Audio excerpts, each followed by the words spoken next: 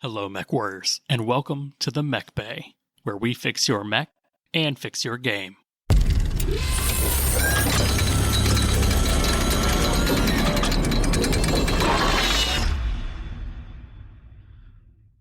What's going on, Mechwarriors? I'm your host, Josh, and today I've got Denham, the co-host, with me today. Justin's sitting out for this one, but instead we crammed 3 of the other BattleTech podcast people into his hot seat. We've got Coach, Andrew, and Bloodbath from Wolfnet Radio on today. What's going on, gentlemen?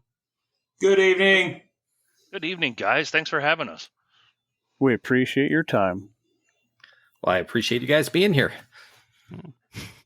We appreciate you keeping Dustin's seat warm for him. But let's get that hobby coolant flush going, and let's talk about what everyone's been working on the tabletop with. So I'll just kick things off and say I finally got everything I own primed again. So we're back to 100% no gray plastic or metal, which it feels good. It feels good. I can take things to the table without an entire thing of shame.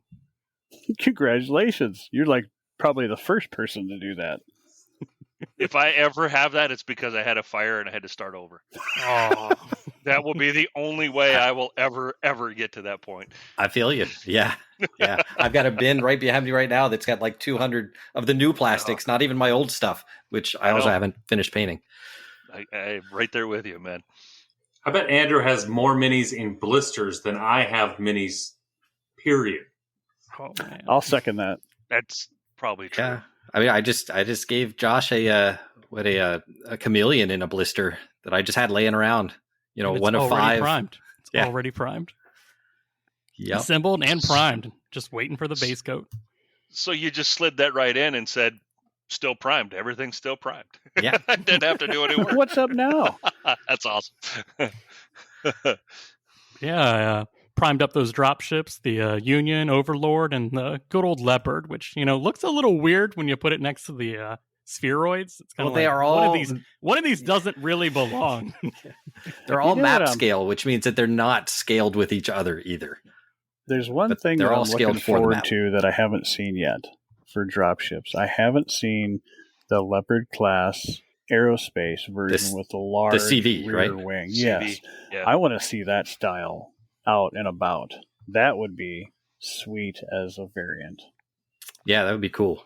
So when I admit I have no idea because I've never seen a picture of that one. Oh, it's got the weird tail that sticks out the top, and it's got a lot of aerospace bays instead of the 2 big mech bay doors. I think it carries a wing. Yeah, maybe not 6. A wing. A squadron. It's got a 6 aerospace fight. It's a lot of Shallones. Yeah.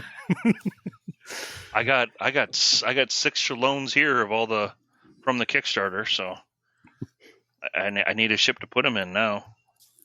I've got a whole bunch of stuff from Hardware Studios, so I skipped right past the map scale and go to mech scale stuff. So as of late, I've been putting together. I got 3 Leopards and 1 of the Unions that I've been magnetizing and getting ready to go. So we're going to have some events coming up, and I want to have some drop ships as terrain features. So that mech scale dropship is the big thing. Yeah. I mean, if you're in Alpha Strike, it's objective, it's terrain, it's line of sight blocking, it's the whole map. You just need one. Yeah, I know. I got to get one done though, amongst all the other things I got going on. So, but yeah, it's coming together. As it comes together, I get more excited. So hopefully, I'll keep the passion rolling and get it done. No, that's great. Denham, let's go to you. Keep it going. What have you been working on lately? Yeah, well, I've been stuck at home for over a week because somebody got COVID, and not me. And but I'm stuck with the whole have to be isolated. So my plan, of course, was to go ahead and finally finish one of my trinaries of Smoke Jaguars, and I primed them all up. So a Smoke Jaguar that's halfway done anyway. And then I just spent the entire rest of the time reading. So I got through 3 more BattleTech novels instead of painting. So that's my hobby progress. I just want to do you were elected to paint, not to read. Yeah, I know. Okay. All right. I don't know. It's progress. I read. My I don't know if you guys know, but my COVID plan, my objective was to reread every single BattleTech novel, and I have more than half of them in physical copies, but then I just picked the rest of them up on Kindle versions, and I have 3 more books of the Dark Age to go, and then I'm almost all caught up. Really? So I have read about, over the last 2.5 years, I've read about 150 novels. Wow. Kudos to you, dude. No, well done. That's going to take Of which most of them I have already read before, but well, yeah. I wanted a refresher. Refresh. Yep. F5. I've read more rule books than I have lore books. I'll put it that way. Oh, the Jihad was so bad for that because there's no real novels, and that's what I was doing, was just reading the Jihad source books, and I'm like, oh. Those were so hard. Those were so hard to get through too because of the style that they went with.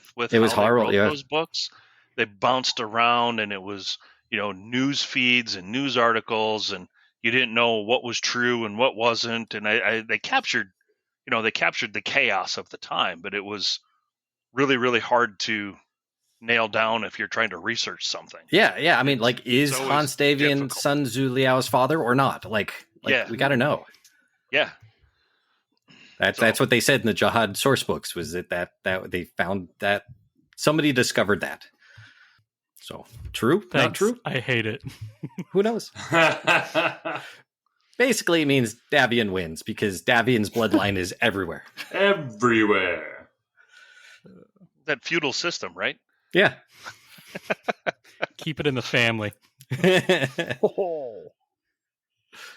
Oh yeah, I was. I'm up to that Dark Age novel, so yes. Ugh. You are a gentleman for trying to bull your way through those again. All right, so what has the Wolfnet crew been up to? Let's start with Coach. What have you been working on? Sorry. I've been rereading the same 30 pages for the last 2 weeks, and then still find out that I missed a lot. He doesn't know how to use a spell check first and foremost. It's still hobby progress, though. It's still hobby progress. I've been for the last month putting together the layout for the version 2 of the Alpha Strike 350 rule set, and we've been version after version after version of version 2.0. So it's finally released. We released it Friday, a couple days ago. And then I promised myself that I would take an entire day off of not reading every blog post, reading Discord, reading this. I couldn't do it. I still had to. But I actually got out some masonite and magnetized it, got my buildings out, and I started putting together a primary large terrain set that will be like a cityscape. So I got those all. A hard time when you showed the pictures. I think the 2 buildings in the back, I don't think there was 2 inches between them. It doesn't. Yeah, I don't care anymore. Okay, that's fair.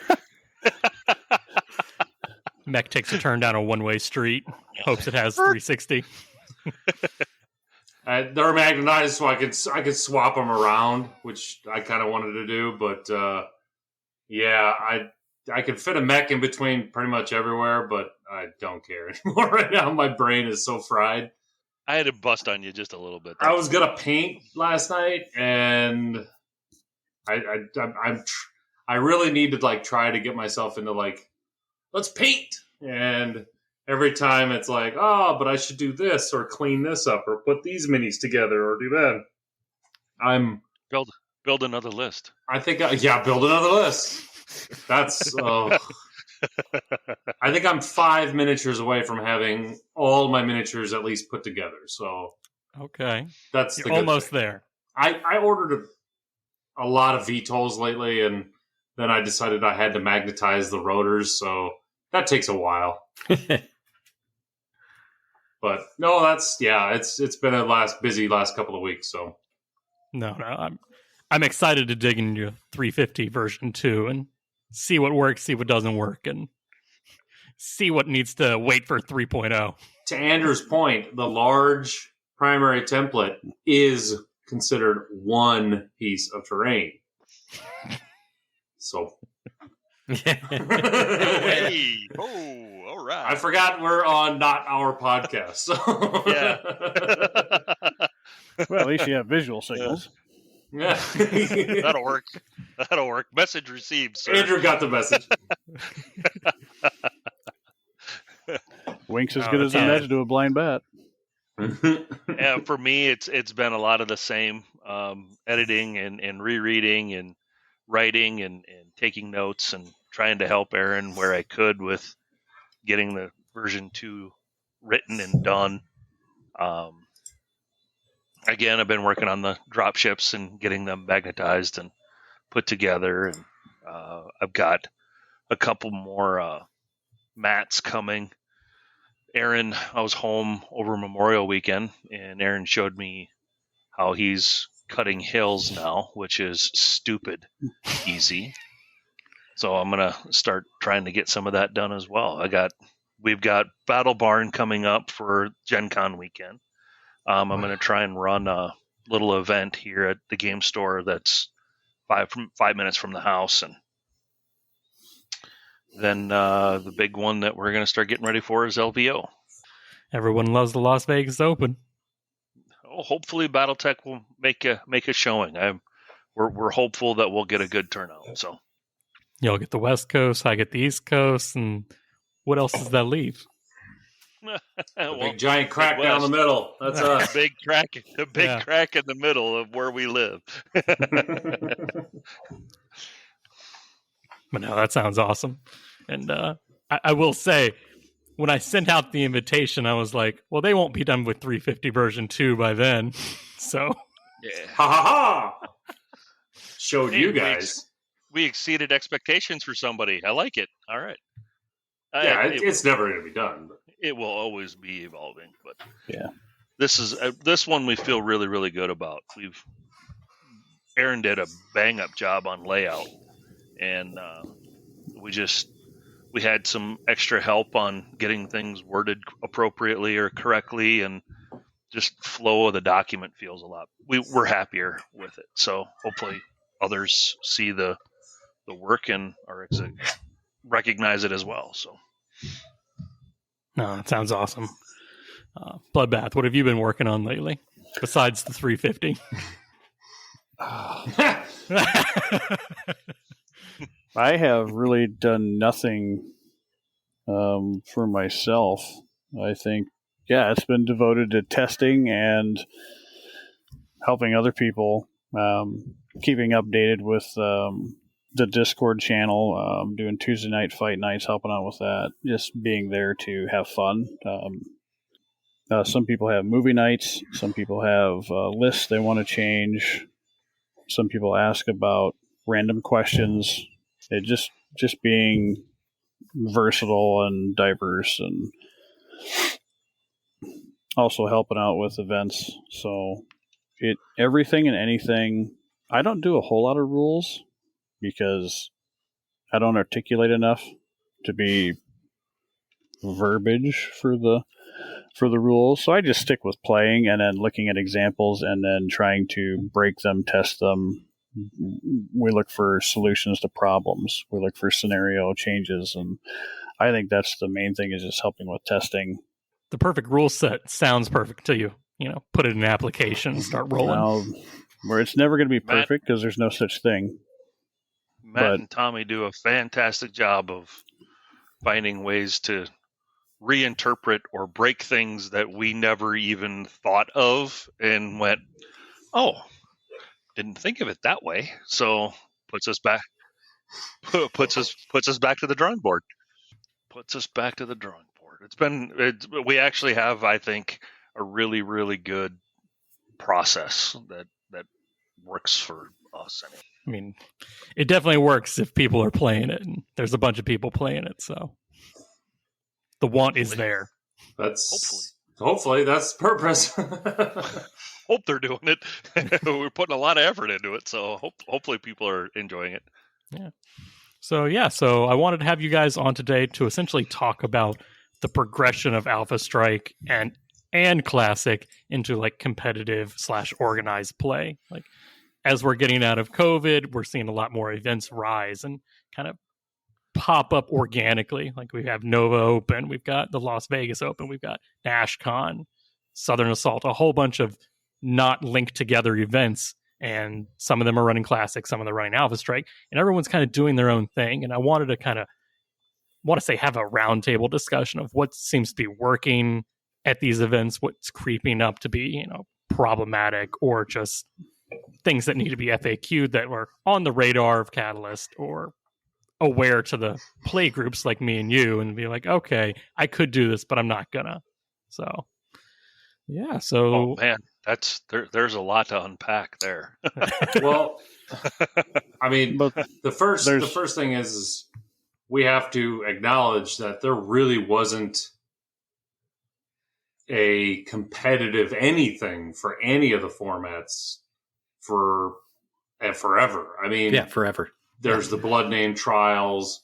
I think they dabbled in trying to do a tournament here and there, but BattleTech was always just grinders.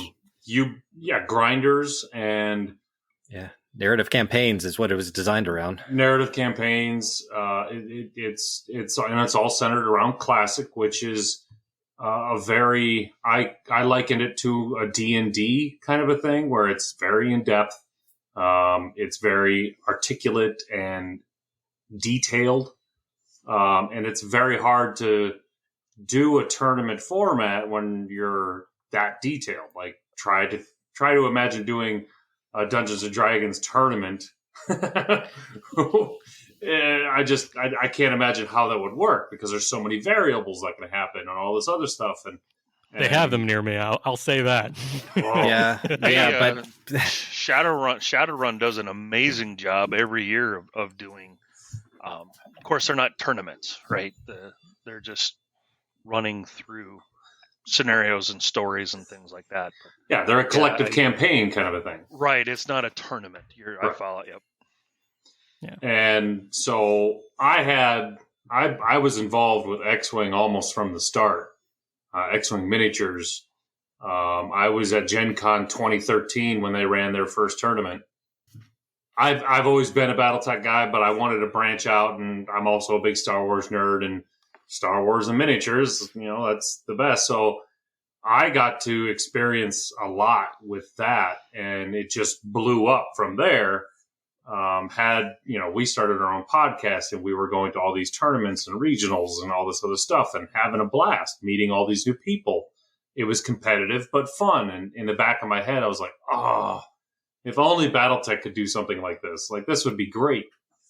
And then X-Wing just kind of decided to shoot itself in the foot a couple times. And the first round wasn't enough. Yeah. It shot itself in the foot and looked down and said, "Oh, I've got another one." I've got another one.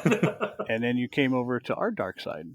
Right. And so met Matt and Tommy from the comic book store that I once owned and am glad I don't anymore.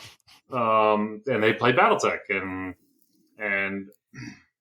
I think Andrew and I dabbled in Alpha Strike. Matt and Tommy were very classic players, so we did a little bit of both. And then I just kind of kept picking Matt and Tommy's brain a little bit, like, hey, should we maybe make some rules for Alpha Strike that we can do this? And then the podcast started, and then Andrew came on, and then it just kind of snowballed into, could this be a thing? And 4 years later,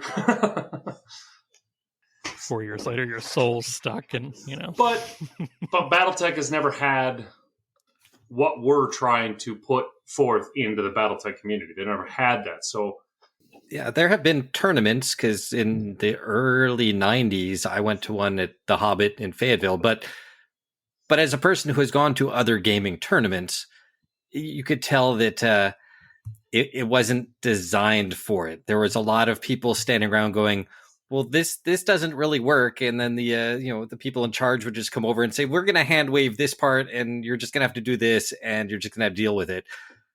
And we're like, at the end of the day, we just wanted to play BattleTech. So we did it. And we just, did the whole, just tell us who won at the end. You're going to have to tell us who won because this isn't clear.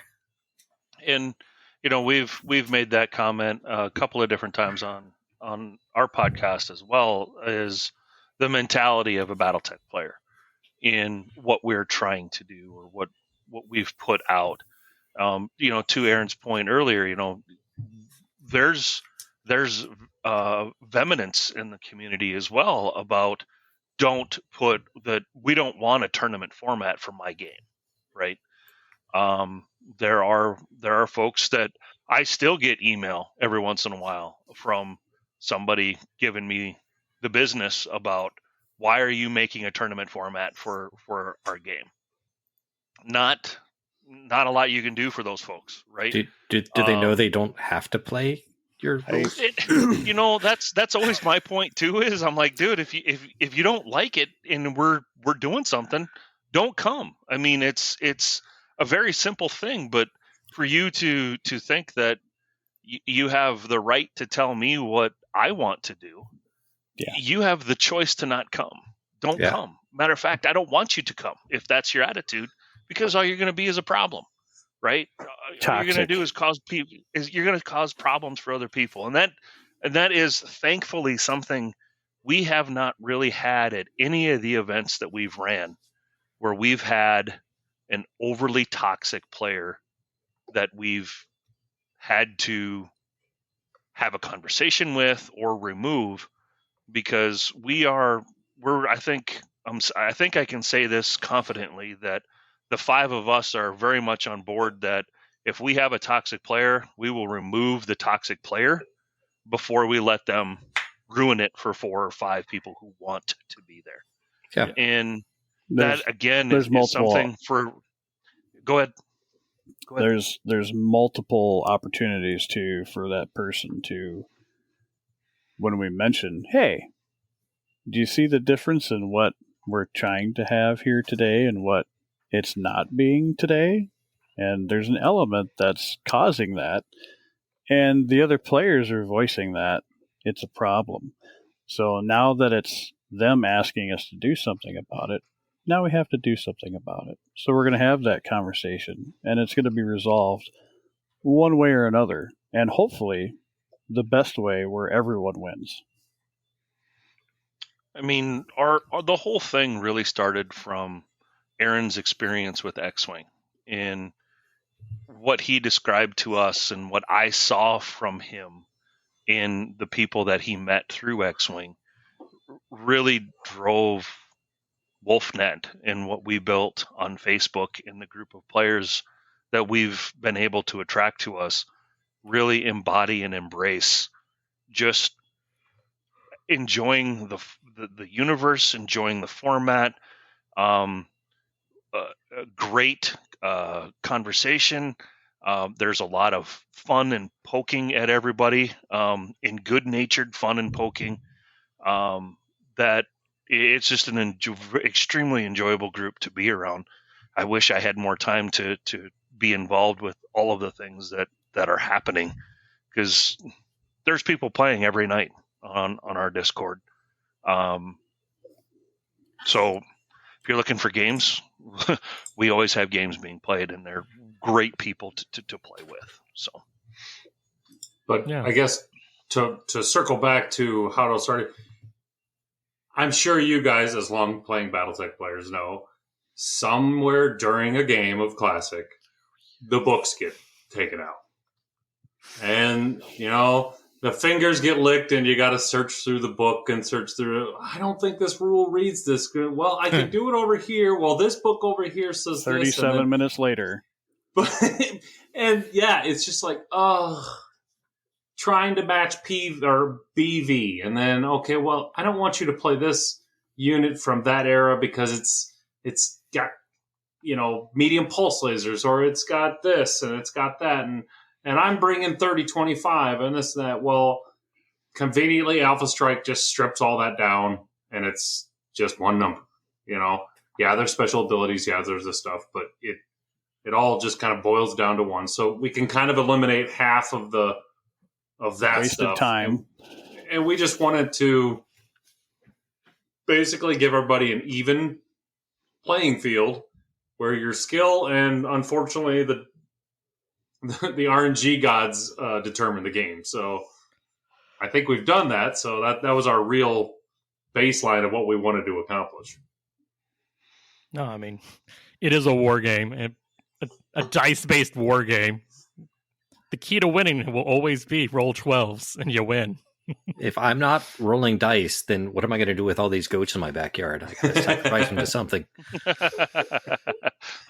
Hey, you speak about RNG gods. Aaron's experience last Thursday night was fairly unbelievable, to be honest with you. When you told me the story on Friday or whatever when we talked, I was like, "You've got to be kidding me!" I'm really close to like boiling them in water or doing something.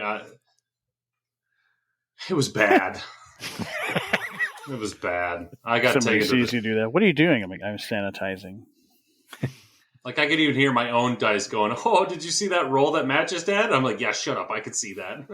We're not going to do that tonight." Why can't you roll that? I'm surprised he can talk about it without twitching and starting to cry. When you have conversations with your dice, you know the night's not going well. And we've all been there too, where it's just like the ones keep coming up instead of the 5s or the 6s or the 3s. This is not working. And it can stay cold, or it can get hot, or it can start hot and get cold, and it's just sometimes it doesn't matter what you do. You can do everything right, or you can do everything wrong, and you can have the complete opposite end of the spectrum happen. Oh, yeah. I mean, just recently, like we've been doing the blind box salvage things where you just pick out 4 boxes and have 4 people play. And one guy ended up with 3 large pulses and a targeted computer. So his 2 hits were never above like a 4. And he would roll 6 dice and they would be a 1, 1, 1, 2, 1. Like not just once, but several turns in a row.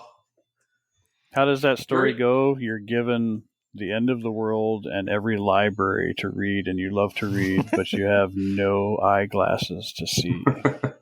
You've got so much cheese in there that you should be able to just roll 2 hits with 1 dice.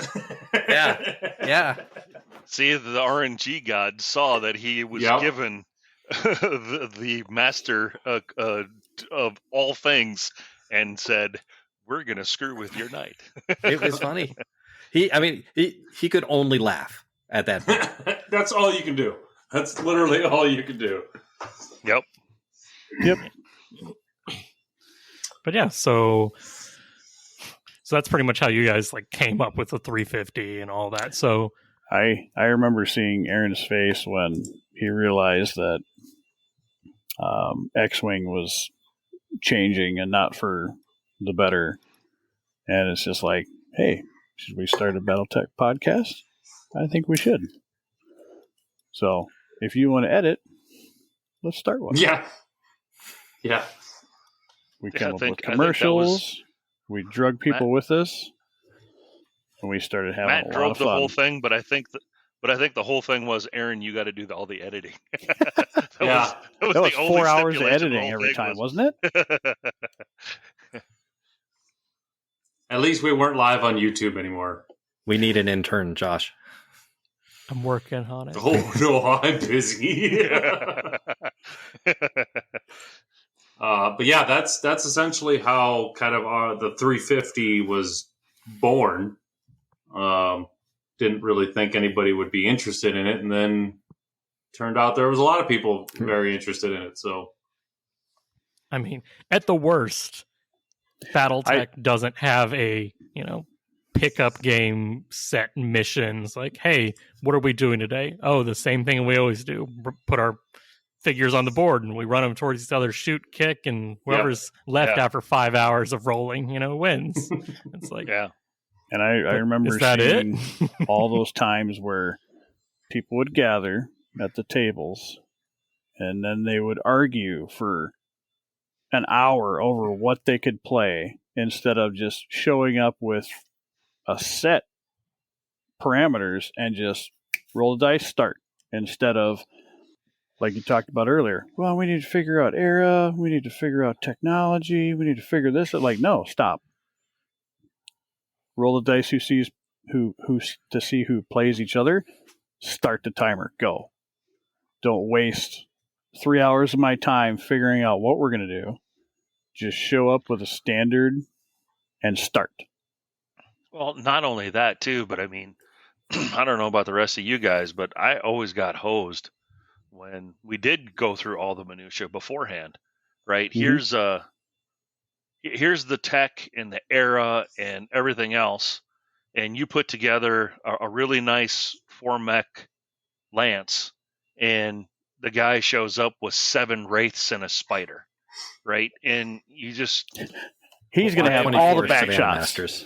Yeah. Why am I even here doing this at this point, right? I mean, it's one of those, where for me, I'm a lore guy. I love the lore, and I will always try and reflect that when I'm at the table. And there are others that are, tactics what did guys. Max say this? Max said this weekend they weaponize math, right? They find a way to make BV or the math weaponized so that they can, min-max everything and come out on top. And for some, that's the game, and they love that, and more power to you. But it makes it really, really hard for people to come back to the table and play with you if that's the tactic that you follow all the time. So yeah, exactly. Like some people treat it as a puzzle, and that's their game, is solving the puzzle, whereas others people treat it like, this is what's happening in my imagination, and I want to have fodder for my, for that internal movie that I've got playing in my head about this about this game. That ego. Absolutely. Yeah. Yeah. And to us, we were really hoping, I think the ultimate outcome for us was if 2 guys who did not know each other but liked BattleTech showed up, they're like, yo, did you bring a 350? Yeah, I got a 350. Awesome. Let's roll a random, now a D8, and see what scenario we're playing. Well, now that the codexes have been announced for the different houses, then it's going to be easier. So, yeah, that's our ultimate goal is you could get a pickup game of BattleTech started in 10 minutes instead of a half an hour. You're putting me out of a job, man. That's what I do at the stores. Herd cats. That was kind of our ultimate. We had a 2-pronged approach: is one the pickup game and one the tournament seed. So,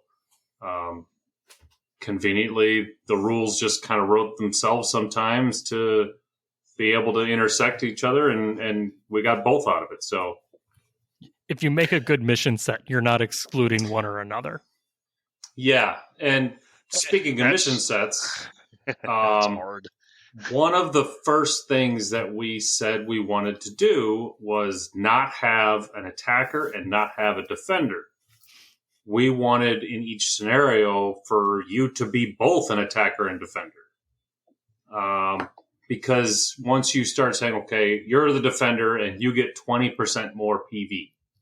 Well, you're the attacker and that right away blows out the whole quick pickup game. Yep. So when we started, we had the scenarios that were in the Alpha Strike Commanders Edition and all the other books, and it seemed to boil down to all the time there had to be an attacker, there had to be a defender. And we're like, fine, we'll just make our own up then. Can't we have a 2-way street where it always changes? Yeah. We tried to do missions that would make sense when you get on planet. Say you're trying to assault a planet or you're trying to do something planet. That's what the 350 is supposed to represent, as a strike force from a larger unit or just a mercenary. But it has all the components that you would need to do X on a mission. And these objectives are what we thought you would have to maybe do along the way to complete your mission. So it started out with stand-up fight, which is pretty obvious. Capture the flag, which is, again... Classic. You got to have a capture the flag. Yeah. Bunkers, which used to be called Rampage, and I overruled it all in version 2. I'm calling it bunkers because I kept calling it bunkers. And I'm the one that even came up with the name Rampage, which I don't know why, but it's bunkers now. Which is infiltrating your opponent's hardened buildings, either by doing damage or sending infantry in. Domination, which is just your, a physical representation of your unit being able to control 4/5 of the board. There is stand up fight, domination, capture the flag, bunkers, and King of the Hill, which is, again... I was just going to sit here and watch you struggle. I'm sorry. Almost in almost every scenario pack, you got to have King of the Hill and you got to have capture the flag. So we wanted it to be, based on size. Like, I brought the big stuff and I'm in the center of the board. I win this round. So it started out where we had kind of 3 fast scenarios, 2 not fast scenarios. Version 2, we're bringing on 3 new scenarios, which are Overrun, which is more of a, take the 2 zones in the middle and your opponent's home edge. Hold the Line, which is you have an objective line base on your side that you have to prevent your enemy from capturing. And Headhunter, which is basically stand-up fight, but you have an objective to go kill these 2 units or destroy these 2 units of your opponents and then capture their tokens. So all the scenarios are somewhat a play on each other, but with certain different objectives to go for. And we think with the addition of the new 3 scenarios, it's adding a broader range of unpredictability of what scenarios are going to be rolled during a tournament or rolled during a pickup game. Because when we first started with the 5, we've done this in playtesting. If you brought a pretty fast unit, lots of fast unit, you could win the objectives 1, 2, 3, 4 right away. And it's sort of decentivized people from bringing heavier units, which is, half the fun of BattleTech. The big boys coming out to play. So we... sorry. Go ahead. I was going to say, as the person who has not played much Alpha Strike, but who has played a lot of Classic, you say the 350 represents like a group that you would normally take to assault a planet with. Is that is 350 point value like a company-ish size or bigger? Maybe. How many units? How many ish units is that? Because obviously, it just depends on. So we're not assaulting like a major planet. This isn't regimental size. This would be between 2 stars. You can, a star to 2 lances of mechs. Okay, so like a light company. Yeah, like a light company with infantry and combat vehicles as combined arms unit. No, it's not. You're not putting 36 pieces on the board. We actually maximize your whole 350 can only have 16 units in the army. I would say it's more of like a light strike. The idea behind it was you're a small mercenary company, right? And you're a mercenary company. You look at the Grey Death Legion series of books, and you look at Kellhounds and certain things that are there, where the thing that always drove me bananas is when no matter what game we played, somebody min-maxed or built a specific force for a specific mission at this specific time, which being a lore guy bothered me, right? Because a mercenary unit's going to show up on a planet and you only have these tools in your toolbox. And if the guy says, go over there and do that, you have the tools in your toolbox to go achieve that. So that's kind of how 350 came about. Now, how did we come up with 350? I think Aaron's philosophy, or how he came up with that, was in the Alpha Strike book. They had different forces that were listed in the back of the book. He added all of them up and took an average of what it was, and it came out to be 350. Oh, So that's honestly how 350 point value came out to be, and then through playtesting. Believe me, I wish there was a cooler answer, but that's about it. You heard it here, folks. Thanks for coming on tonight, Wolfnet. Yeah. You answered all my questions. But through playtesting, and the other thing that we wanted to be very, very cognitive of is eventually we wanted to have an easy, quick, casual pickup game piece, but also running this at a tournament for conventions or game stores, what have you. The idea behind it is that we wanted it to be definitely appreciative of other people's time, right? When you look at 40K and you look at some of the other tournaments that happen at Gen Con where it's days, right? Mm-hmm. You don't really get to do a lot of other things when you show up at Gen Con or any other conventions. You're there for days to play that tournament. And for a lot of folks, that's what they're used to. BattleTech players are not used to that, right? No. They're not used to showing up at 9 o'clock in the morning and being done at 8 o'clock at night. So that is another reason why 350 and why the board is the size that it is and why the time is the size that it is we wanted to be able to conduct a tournament, but get it done in a day so that people could go and enjoy the convention for other things that they're there to do. It fits that template of size of the tables, the amount of time you would think you would have between restroom breaks or meals. It fits really well. That way you're not too exhausted and overworked just to play a game. But if you need to play a tournament, you can play multiples. Not when people start to get sweaty and smelly. Oh, yeah. That, and I don't know, painting 36 miniatures to compete in a tournament, I would not. Hard pass. 36. Well, I mean, those are rookie numbers. We got. Oh, sorry. Yeah. I mean, remember, we made this before speed paints were a thing, so. And another format, because you can basically put it in a smaller case, and you don't have to carry an entire giant case that's wheeled to move around. You can put it in a backpack, and you can hump with it all over the countryside. Yeah. It's easy.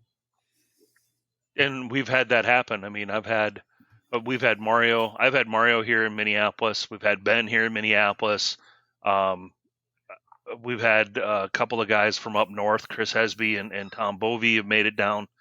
It's just easy to. I mean, the Feldherr case is about yay big, and that holds your 350 army. Throw it in your backpack, and off you go. It's an easy thing to have in the car that if you have time and you put out saying, hey, I'm going to be in the area, who's available to play. It makes it just slick to get together and start rolling dice, and you get to meet people. And because, I mean, that's the other thing that we've always been a big proponent of is the game is a social thing, right? Mega Mech is fantastic. I think it filled a very big need during the COVID era, but I want to get out and meet people. I want to roll dice. I want to watch their face.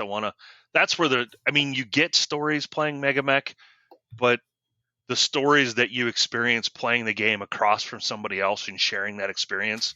I mean, everybody here has a story of the thing that happened with this guy at this game or whatever. That's what makes it fun for me anyway. I don't know. Oh yeah, no, like exactly. Everyone has their own thing. So Mega Mech is important, but I use Mega Mech more for figuring out ideas that I want to try. And all Mega Mech really does is makes me want to go play someone face to face over tabletop more. Cool. Okay. That's what that does for me. And I also paint a lot of terrain, and if I'm not showing off my terrain, what's the point? True. What are you using to, because you're playing classic, are you doing hexed or hexless? Yeah, I'm doing the hexed terrain. I do most of it is the stuff by Steel Warrior Studios, the stuff that Thunderhead does. Okay. He does a great job, and it paints up super nice. And like all of his, if he's got a ramp, you can put a mech on every single hex. He's got it so that Nice. it's very, very usable. That's handy. Yeah, it's fantastic. He's put a lot of thought into it. Those new people you meet, those relationships last forever. You build rapport with your peers, younger players, older players. It makes no difference. You have fun with a lot of different personalities and attitudes out there, and you learn and have fun with just so many different kinds of people. That's great. Yeah, I mean, the people I played BattleTech with in college are still the people I play BattleTech with today. They're actually the people I play with Megamech the most because he lives in Chicago and I live here. But yay for Megamech for that. But whenever he does visit or I visit over there, we pull out the board and we actually play physically. Because awesome. That's all Megamech does is it just holds us over until we can actually roll dice. Because you can't. That's one thing you can't do on Megamech is roll the dice. Which wait for the load screen. We can talk about that too. I mean, you want to talk about that was one tabletop simulator? Then you can actually roll dice. I was gonna. I have a. Yeah. Oh, go ahead. Go ahead. No, I was because I have a campaign that I run on Tabletop Simulator, and it's yes, you get to click the dice, but it's still not the same as true. This friend of mine, and I've said this before. One of the times he got very angry because he is one of the people that all the time, if you need a 7, you're going to roll a 6. If you need a 6, you're going to roll a 5. When he needed a 3 and he rolled a 2, he then picked up the dice and hurled them against the wall, and one of them shattered. Just nice. Wow! And you can't do that in tabletop. You just can't. No, you can't. You cannot achieve the aggression and the execution of dice. No, he doesn't do that anymore. He's much, flip the table. Much calmer in his old age. You can unlock and flip the table. Yeah. I don't want to do that. Yeah, but yeah, we definitely use Tabletop Simulator. We use Megamech. Tabletop more so because Megamech is defined by the rules. You can't deviate from them. Whereas in tabletop, you can say, okay, you've got the ability this turn where you can run through water.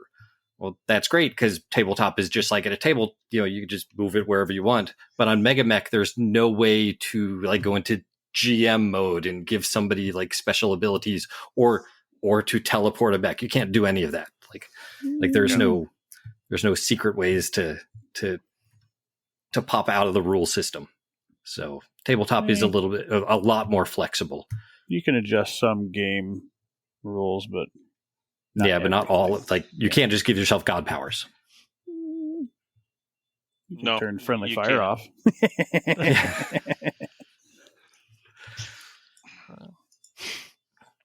But so going back to the 350. So I know Denham's probably not as aware of this, but so I always thought the moniker of 350 was a misnomer because you're actually only playing with 200 PV. Right. And I was like, you have a sideboard. You build an army and you go to war with, only a percentage of that.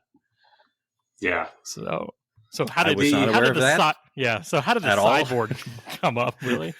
That kind of goes along with what Andrew was talking about with being able to have a unit set that fulfills several different type of missions, not just one type, not one trick pony where it's only being able to go fast. You can have some heavy hitters, you can have VTOLs, you can have some hovercraft, you can have that BA assistance and support, maybe some artillery. It makes it very faceted to be able to achieve your objectives in different ways, using different strategies, different scenarios, or you can really mix it up. Because when you see your opponent's list and what they're bringing, and the scenario type. You really have to be thinking about what are my strengths, weaknesses, and how do I start countering? I love this so much more now.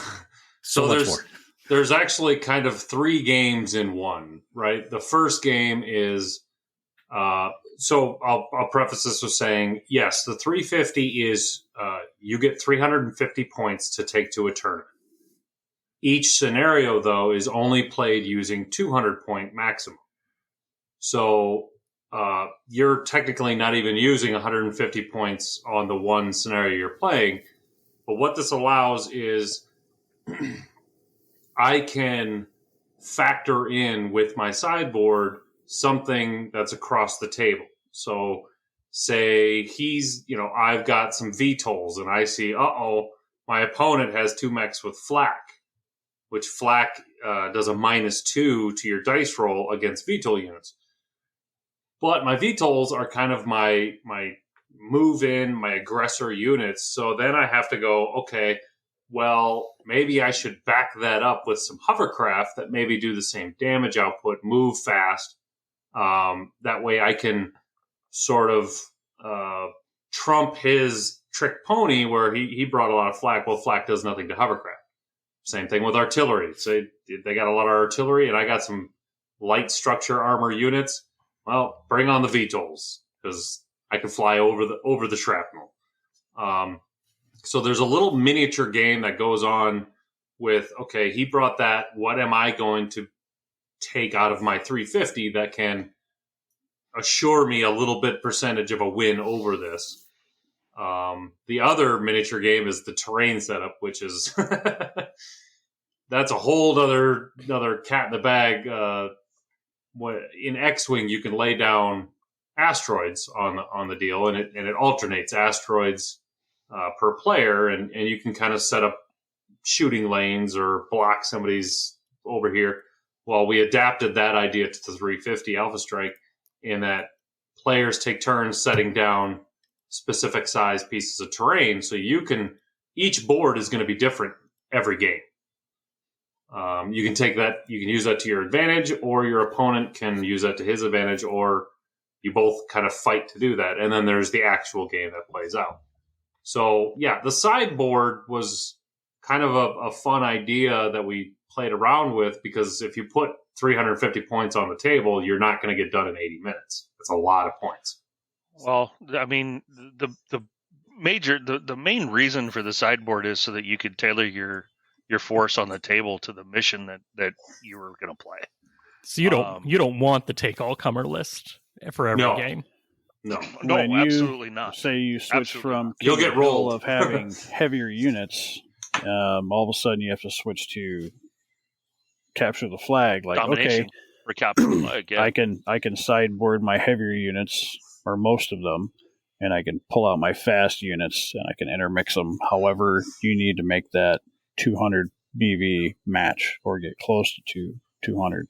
Some people, like, we've added in the rules, like, we have ties on the amount of objectives won. We're getting really close on MOV, where margin of victory is getting too close.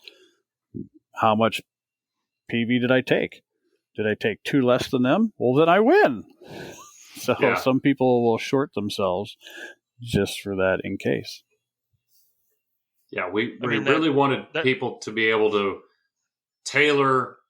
Like for me, in one of my lists, I have, I probably have 20 different variations of 200 points that I can put together out of the 350. And I'll go through with a marker. I say, okay, overrun, hold the line, stand up fight, capture the flag, and domination. And I'll put a little label next to each of them. So when I show up, I'm like, okay, we're playing overrun. These are the 3 lists that I've kind of earmarked. What does he have? Okay, he's got flak. Okay, so the VTOLs are out. So we're going to go with this list right here. So how does he know? How do you know what he's taking? You mean like what has he got in his 350 army? Because you don't know what he's bringing. What 200 points he's bringing, right? You know what? Correct. You don't know what their 200 list is. You don't know what their 200 will be. One of the first things that you do, and this was something that we went back and forth with in version 2, is one of the first things when you get paired off is you exchange. The initial was you exchange the MUL cover sheet, right? So I would give you that for here's the TO and E of my mercenary group, right? From some I just lost everything I was going to say. Take your time. This guy is just like me, Josh. This is the me of their group. Every podcast has one.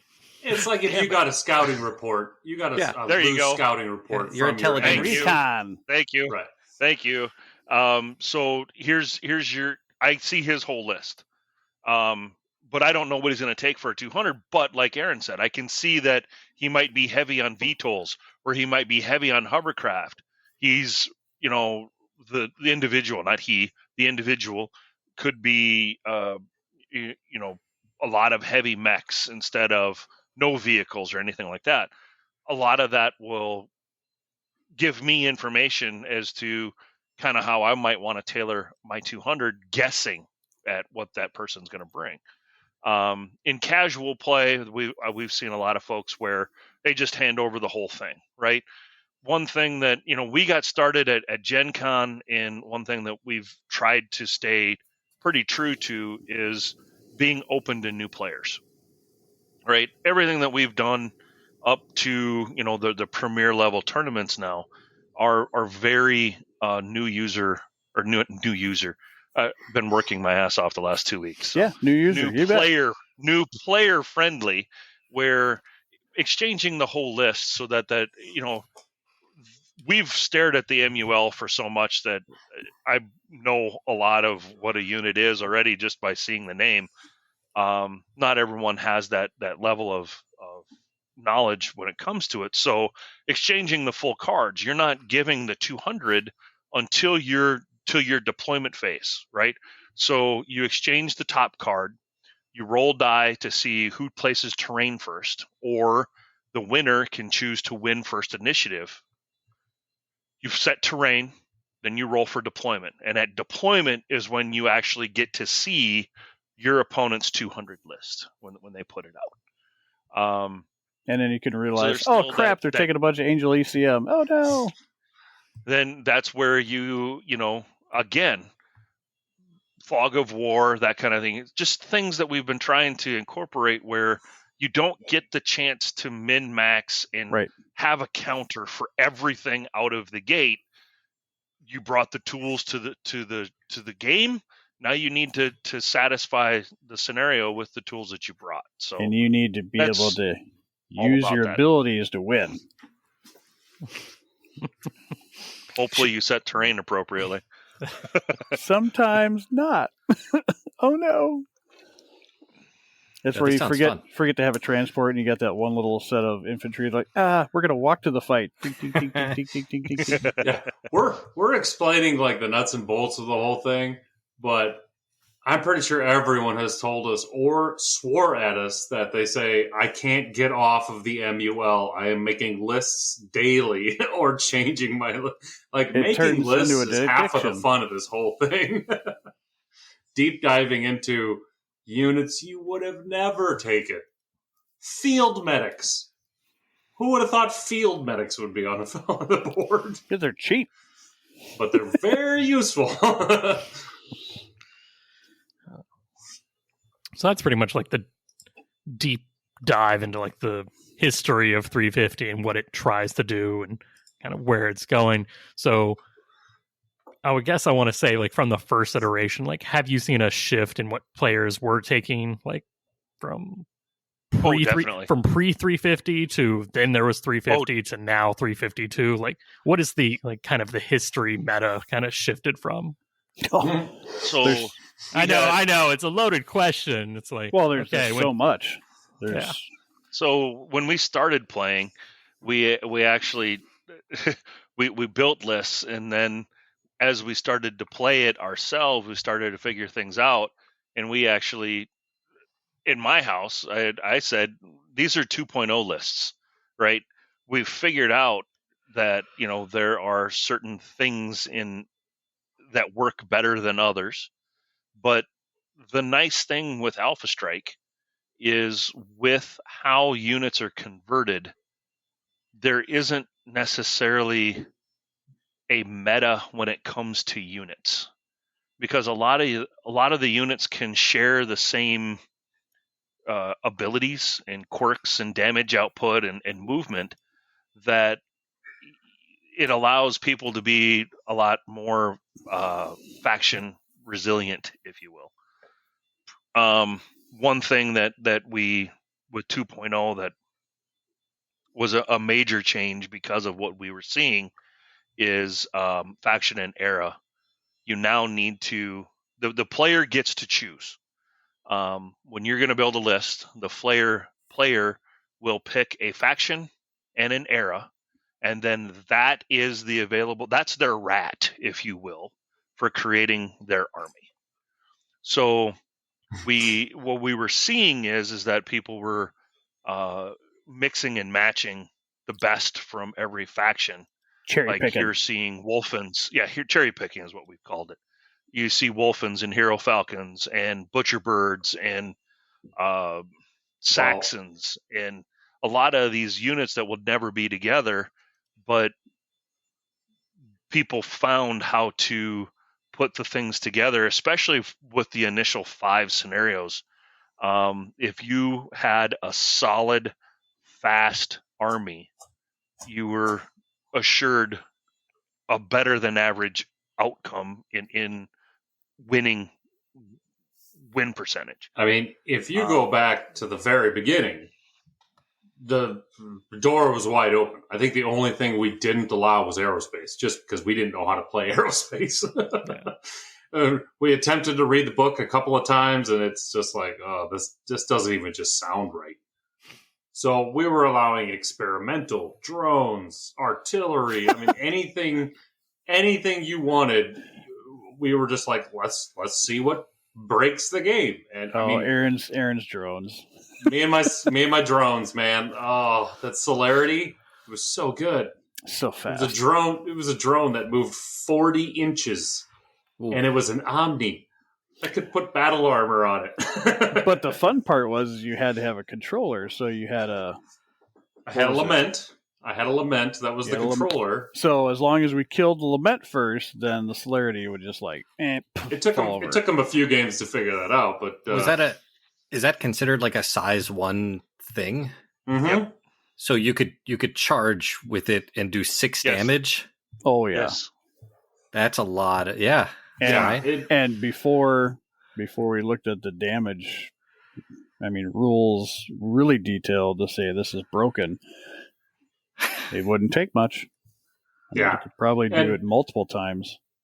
And that's what we did. We painted with a big brush, and we would just play and play and play and play. Basically, we would build a list. This list beat that list. Okay, that's not doing so well. This is doing better. And then you basically just kept evolving list after list of, okay, big mechs, medium mechs, fast mechs, mechs with vehicles. Well, I think we started off with everything but support. Mm-hmm. We had support vehicles or support systems. No nukes were off the table immediately because there were, when you started looking at the CT to IT and then included support vehicles, there was an absurd amount of abuse that could happen with those units and infantry. So those were off the table. I mean, away.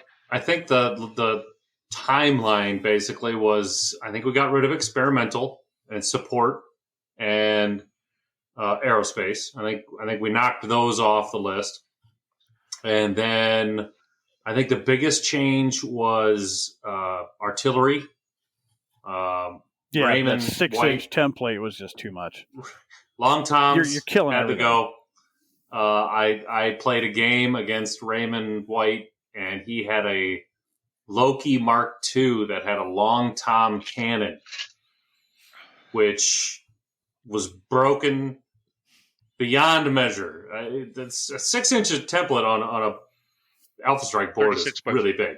36 by 42 table. 6 inches covers a lot of it. Anyway, so the cannons were out because they were too easy to shoot. Plus, it's an additional attack. So now you've got mechs walking out there that are doing their normal attack and then a special artillery attack. And it's just like, nope, those are out. And that's kind of how it went. We would try to find out what's a negative play experience. What is breaking the game? What is clearly giving this player a advantage, leg up, and an advantage? And we didn't, some stuff we would just outright ban. Some stuff we'd try to limit it. That's the nice thing about Alpha Strike is each thing usually has a value behind it. So we went to the 2 tubes of artillery. So you can only have, you can have 1 unit with 2 artillery tubes or 2 units with 1 artillery tube. And I think the game got really competitive there once we made that rule and a couple of quirks here and there. And then unfortunately jump strength reared its ugly head, which we knew about at the time, but we thought, okay, maybe artillery will take care of it or something else. But then it was pigeonholing people into playing, one faction all the time, or just taking an entire 350 of jump strength mechs, and it just wasn't fun. Like everyone's saying, well, they can't hit, because they're jumping and they're high skill 4s and this and that. But most of 350 is objective based, so you don't necessarily need to kill your opponent or destroy your opponent. You need to take objectives. And assault mechs that are jumping 16 inches are kind of hard to take down. Yeah, well, it was a negative play experience for the format that we've created. So that is always at the forefront of everything that we do is how does this affect the format that we've created? So I think coming up to version 2. Yeah. I think the biggest question when they would have a negative experience was like, how in the heck do I counter that at all? Oh, that's a tough one.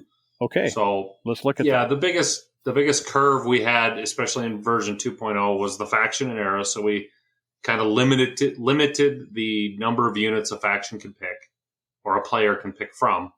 And we equated jump strength to like artillery. So you can only have a value of 2. So 1 mech with jump strength 2 or 2 mechs with jump strength 1. And then there was the other big one was the squad size for battle armor. Right. Oh, yeah. Because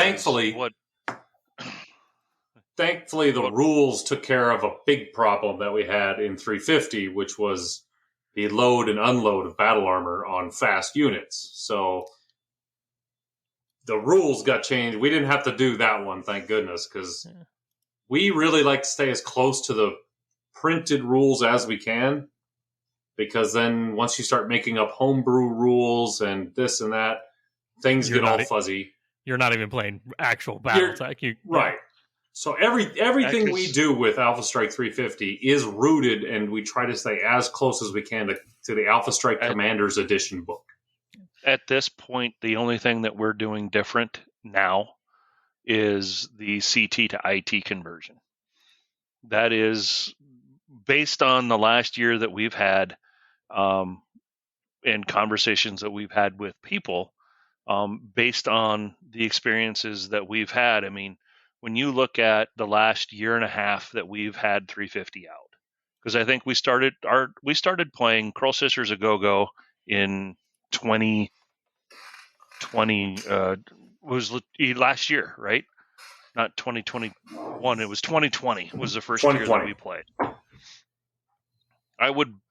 I'm confident in saying since 2020 I've overseen with the guys 500 games of Alpha Strike, easy.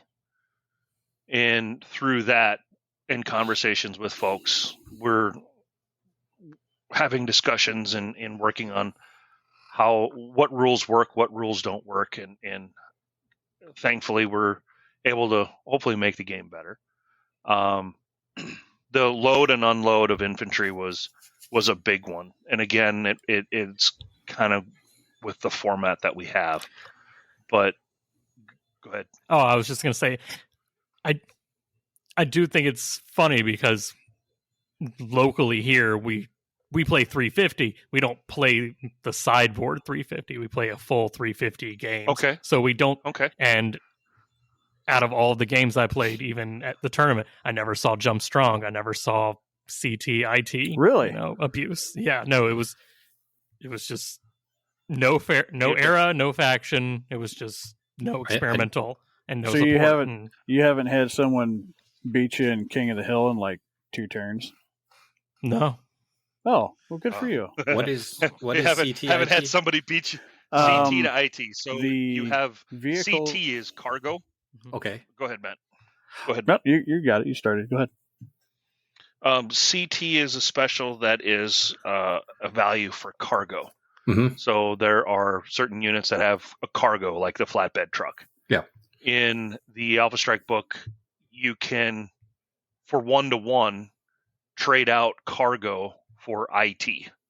So that flatbed truck, I could change the cargo 6 to IT 6 and mount infantry up on it. Got it. Well, there are certain units that have cargo capacity that if they're allowed to do a direct 1-to-1 change, you can carry like 3 squads of assault battle armor on it. So you could effectively make an objective transported to a fortress of battle armor to try and get through. You could have anywhere from 10 to 16 points of damage moving around the table at 18 inches a time. So there's 2 things there. One is the load and unload in the same turn. That has been thankfully fixed. Now, it's not official yet. With It's your not rules, or is official that yet. okay? It's not official yet. It's errata. I checked It's today and I errata. was like, and there's if I brought that up, someone would be like, show me the errata, and I was like, it's here on the forum, and it's like, no, Okay. show me on the errata section. Right. So that's in the version 6 errata that's coming out.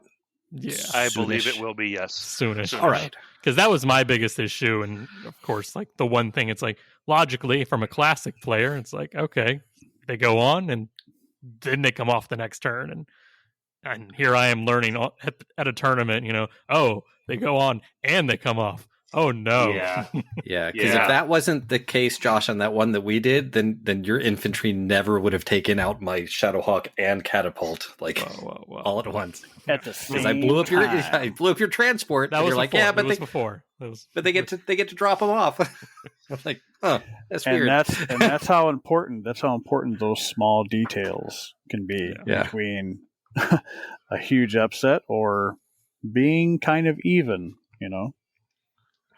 So within Alpha Strike, with the cargo capacity of some units, when you do a direct translation, interesting things can happen that are what we kind of deem or look at as abuse, right?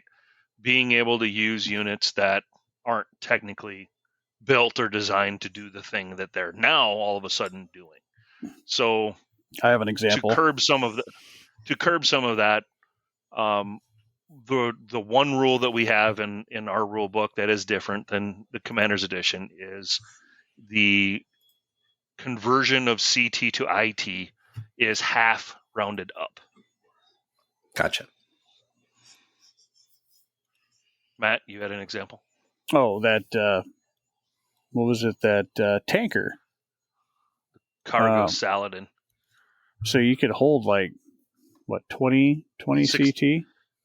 Yeah, it was 20 ridiculous. CT? So you could take It was- effectively all of your BA in one VA. But how did BA get mounted into a water tank truck, coolant tank truck? That doesn't make sense. Unless it's just considering the surface area they could just grab onto with a claw. It just didn't make sense. Right.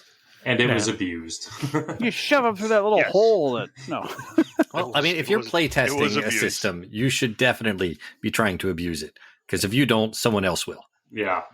Well, for sure. I don't because mean you're- that you should you're abuse heading- it. The iterative process, it should be abused. You're heading those problems off of the path before they get to the city. I mean, Exactly. cause more problems. Because as soon as someone else says, "Oh, I did that in a game, it's fine," like then it's like, "Oh, everybody's going to do it." Now it's like, great. Now nobody can win against it. Yeah, you're playing the meta. The other major difference that I think is going to help with what we were seeing come out as well is the limitation to battle armor squad sizes. A big deal that we were seeing was Squad 6 Corona SRM and Squad 6 Iron Holds and Squad 6 Tortoise 2s, where you have battle armor that are throwing 7 damage at medium range and then mounting them on a hovercraft that can move anywhere from 18 to 20 inches. That's a lot of damage. That's costing 30 points. That's up to like 22 damage hitting you at one time, and then moving on after your corpse hits the ground. That's so huge. Squad size change, the change to load and unload. It just, those two things alone will curb some of the abuse that we were starting to see happen across the board at tournaments. So. And believe me, every version we're like, okay, I think we got it. And then somebody shows up with something. We're like, how did we miss that? There's always going to be an enterprising individual that figures something out that we never thought of. So, and that's part of the fun. Yeah. Yep. Do you think that these are things that Catalyst needs to see organically happen in non-350 things, and then they will come at it from a different angle, like, okay, we need to readjust how we calculate PV for some of these things? Or do you think, banning or limiting units in 350 and then that kind of spreading organically upward is the correct choice? Well, to be honest, I mean, we have conversations with Catalyst with what we're seeing. When we have something, we are fortunate in being able to have constructive conversations with folks at Catalyst that when we start seeing something like the Jump Strong, right? And Jump Strong does not have a PV calculation for it currently. You just get it, right? That is something that through our experience of running all of the games that we have, that we've brought that up and said, hey, this is something you might want to take a look at. The load and unload. That was something that we brought up and said, hey, we might need to take a look at that. Water. Water was a big one. Trees were another one that I don't know if we helped make those changes, but we brought those up and had really, really good conversations with people about what we were seeing and what we kind of thought this would be better. And we've seen really, really good change come out of it. So I think the more changes like this that can be made before the box set comes out, the better. Yeah. Well, I can say I don't think Alpha Strike has been played this much, or at least had this much limelight shown on it before we started our endeavor, I guess is what you can say. I would agree with that. There's a lot of people that are like, Alpha Strike, that's not even BattleTech. And we're like, oh, really? Well, I just played a game with Josh, and I kind of agree. I mean, it has its place, and I get to play with my models that I painted. But when I keep saying, my rifleman can't flip its arms, that's not BattleTech. Okay. Oh, and that's fair. Which that's makes you look fair. forward to finding rear shooting units. Well, and there again, the MUL is always being updated. So yes, that's not saying that one day there is a Alpha Strike ability added of flippy arms or something like that. So now, I mean, that doesn't mean I'm not going to play Alpha Strike. I mean, I'm in a tournament over Labor Day. I will be playing it a lot, getting prepared for that. As I'll play whatever people are interested in, but it definitely feels different than the classic version. And it's not supposed to feel like classic. Yeah. I keep trying to tell everybody it's not supposed to be classic. No. Are you rolling 2d6 per point, or are you rolling 2d6 for the whole? Yeah, I do per point. I can't do I can't, like, if I'm It's now all or nothing. I have played it both ways, and I understand the idea of this is going to go over very quickly because you're either going to like destroy that unit or not. And I don't think rolling per point slows it down that much, especially since most people roll sets of dice. You know, if you got 4 points, you're not rolling one pair of dice 4 times. You're rolling 4 pairs all at one time. So I don't think it slows it down that much, but it definitely helps make it feel more like BattleTech, because I think a lot of the die rolling is really, really helpful. There's just little things.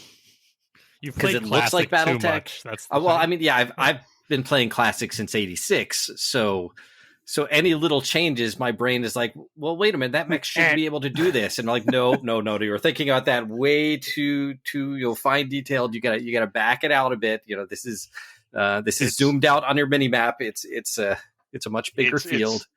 That's always a fun conversation for me that I always kind of get a small smirk and a chuckle to me about when I talk with somebody about Alpha Strike and they go off on a Thunderbolt that has these, it has a large pulse and 3 mini pulse SRM and whatever. And I'm like, okay, it doesn't matter. Yeah, in it Alpha doesn't. Strike at that point. I'm glad you know all the things that are on the mech, but it doesn't play to what we're going to do here in 5 minutes. So yeah, all your damage is now a number, like a number 3. Like all that is now a 3. That's what you got. And you can just appreciate it that it's twice as fast. I do like that. Like that's the one thing I do, because we paint our minis and they look nice, and being able to put 5 or 8 or even 10 minis per side on a table and still be able to finish a game in under 2 hours is fantastically nice. I like that a lot. Right? Wow. I mean, instead of just being stuck with like 1 and 1, you've got 7 against 16 or 13 or 12. Like, my little cronies are going to come get you. We talked about it before the podcast started, too. I mean, we're both getting up there in age as well, where we've got families and other responsibilities as well, that when you get a chance to game, it might be an afternoon, right? Right. And for me, one of the things that I am being less tolerant of Classic is being able to not finish a game. That irritates me to no end. Of I've been here for 4 hours and nothing. And you guys are just going to get up and leave because you're bored. we aren't even close to being able to call this game who won and who lost, but we're out of time, right? Sometimes you're not even in short range. Right? You guys are well, with those new wrong. BFMs, the new BFM maps, like those things are huge. They're like 12 regular map sheets. And you can actually maneuver around for a while and still not be in range. So and that was the reasoning for the size of the maps too, with table accommodation sizes. And then you're not wasting your time getting there. You're in the action shooting and you're solving damage soon. I will never stop playing Classic ever, but Alpha Strike is just I'm going to play it more for those reasons.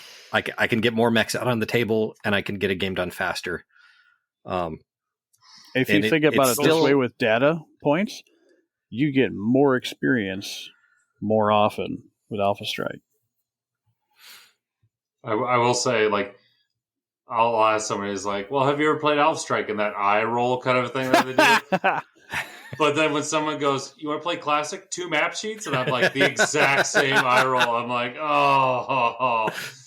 Let's just do 1 map sheet and get it over with, man. No, Rolling the answer is planes. Yes. I will totally play Classic with you on 2 map sheets. Let's go. All right. Let's clear the whole weekend. Give me the Rolling Plains original map sheet, and let's just go. I've got them right over there. I've got all the originals right there.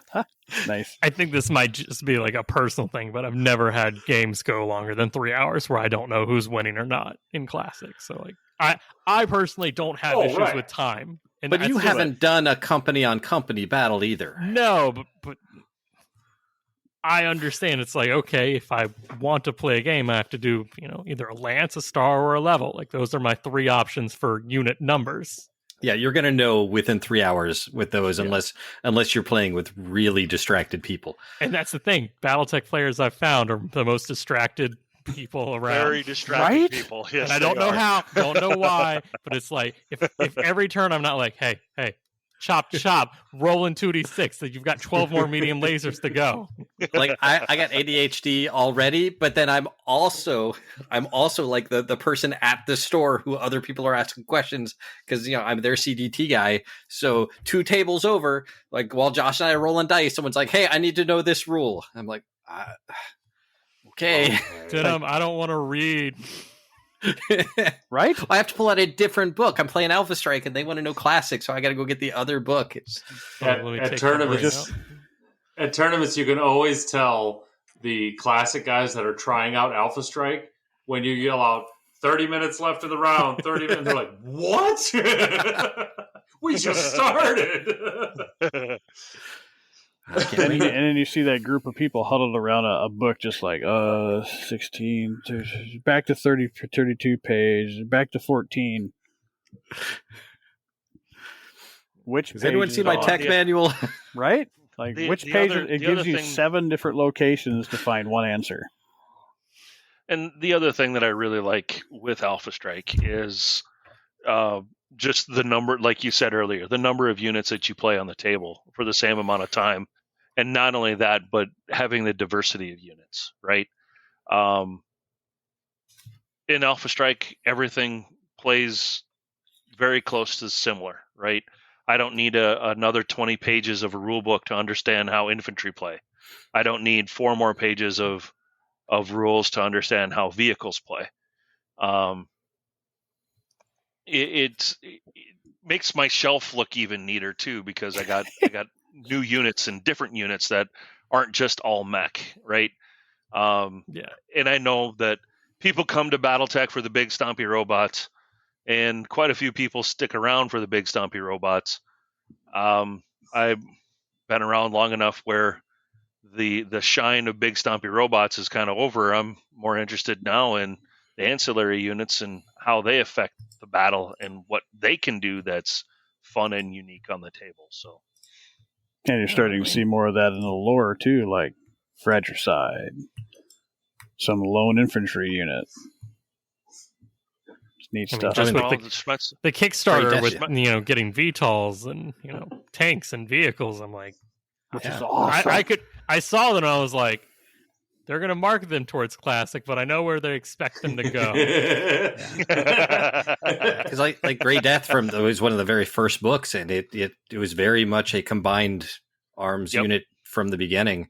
They didn't even have mechs until they got some infantry out there to take them to begin with. So smoking a locust with some, what was it? Yeah. An Inferno SRM launcher. Inferno launchers. That's awesome. Yep. I mean, just not gonna lie. I'm pretty excited about my Hell's Horses all VTOL list. So, Mario, I want to see you and Mario Omni VTOLs. They don't have any Omni VTOLs, unfortunately. They will. That would be awesome. Oh, that would be a sweet move. Hint, hint. But that's just kind of the fun stuff you can do in Alpha Strike. That's more rules questions of, can battle armor go on the Omni vehicle then? Yeah, on the outside they hang on the wings. Yeah. Oh God. They're kind of pretty sure there are Omni vehicles. Oh no! Oh, there's Omni vehicles. Yes, there's Omni vehicles. I'm talking about a VTOL. I'm just saying it's not that much further a step. Wouldn't that be sweet to read in the lore, like Elemental number 3, my flap is getting a little loose. You want to push on it a little bit? Roger that. You got some damage. We'll get it. There we got it. There we got it trimmed. All right, we're smooth sailing now. Yeah. See if you can lock that down for me. Oh, what was that? That's good now. Don't look at it. Don't look at it. Stick and rudder. All right, let's take a quick break and hear what's happening from both of our sponsors. As we are talking Alpha Strike, it'd be good to mention Fortress Miniatures and Games has brand new battlefields in a box, so you can bring all the forest, rivers, and roads already painted and ready to go for the tabletop. And with the new speed paints, you can get your mechs base coated just as fast. And for Ares Games and Minis, I want to say congratulations to Derek on going full-time with the store. So why not say thanks for serving the BattleTech community by stopping by, picking out your favorite mech, and making him run to the post office faster than a Dash or two. News of Wayne Waco's assault on Outreach has reached the greater sphere today. We go live to reporter Chris Chanson on scene. Good evening, everyone. I'm here in Harlech tonight, and the air is thick with death. It is believed this assault is fueled by Waco's personal feud with Jamie Wolf over the death of his son John Waco in 3008. With him appears to be elements of the Smithson's Chinese Bandits, the 51st Dark Panther Jaegers, and the Tiger Sharks. And anyone here can see, they are out for blood. Currently, their forces are split between what is left of the hiring hall behind me and the Blackwell Corporation, which is slowly being evacuated. Most of the civilian population is in shelters, but closer to the hall. We will try to get that feedback for everyone. Waco was last seen meeting with diplomats from the Word of Blake Protectorate. The Blake's press secretary was unable to be reached for comment. And in side news, we have a BattleTech miniature raffle brought to you by Unicorn Company. By donating $5 to the trevorproject.org and forwarding your confirmation email to trevorbtraffle@gmail.com, you can win an entire NovaCat cluster, Somerset Strikers Company, or other Catalyst Labs Lance packs. All right, and we are back. So I did want to touch on what you guys like. Everyone has their own mental way when they're building a list, and I wanted to kind of pick your brains on how each of you builds an Alpha Strike list. Are you building a gimmicky list for 350s? Are you building a fluffy list and trying to take things that you might not normally to fill it in? Or are you just taking okay, medium range, best range, what's the highest damage, fastest TMM I can get in there? Yeah. Aaron, you go first. Okay. Beatles. Yeah. Sum it up. Beatles. So the gimmick list, yeah. Well, yeah.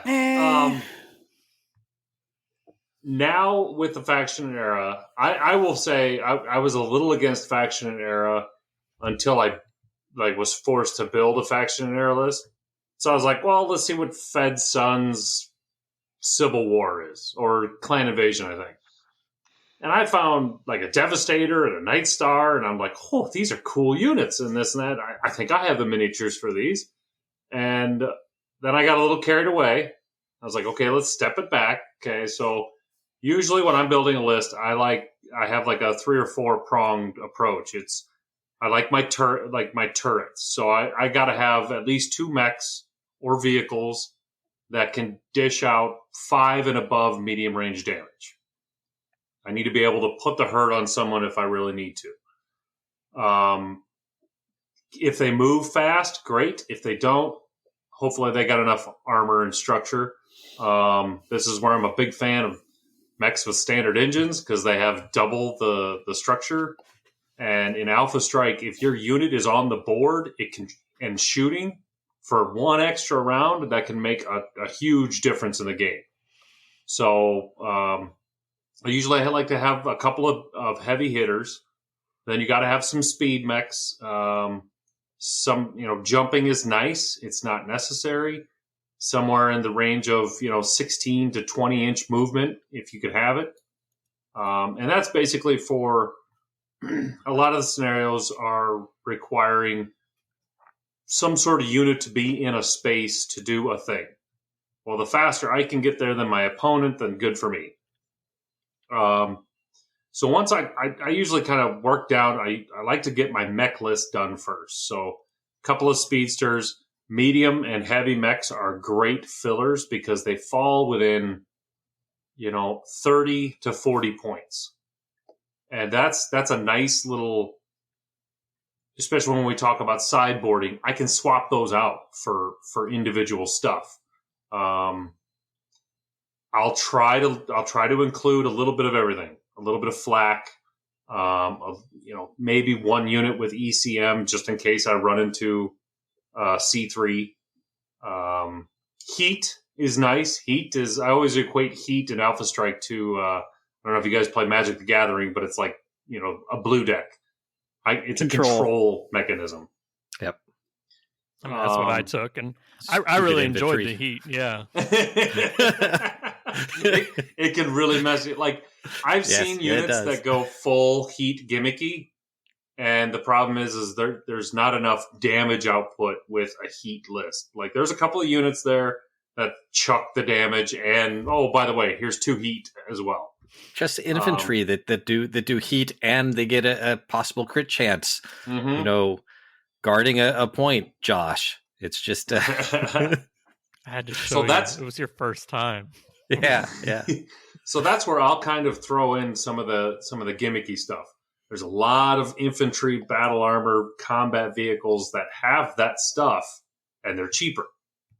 So that's where I'll try to throw in, a battle armor that has heat, or a combat vehicle that has flak.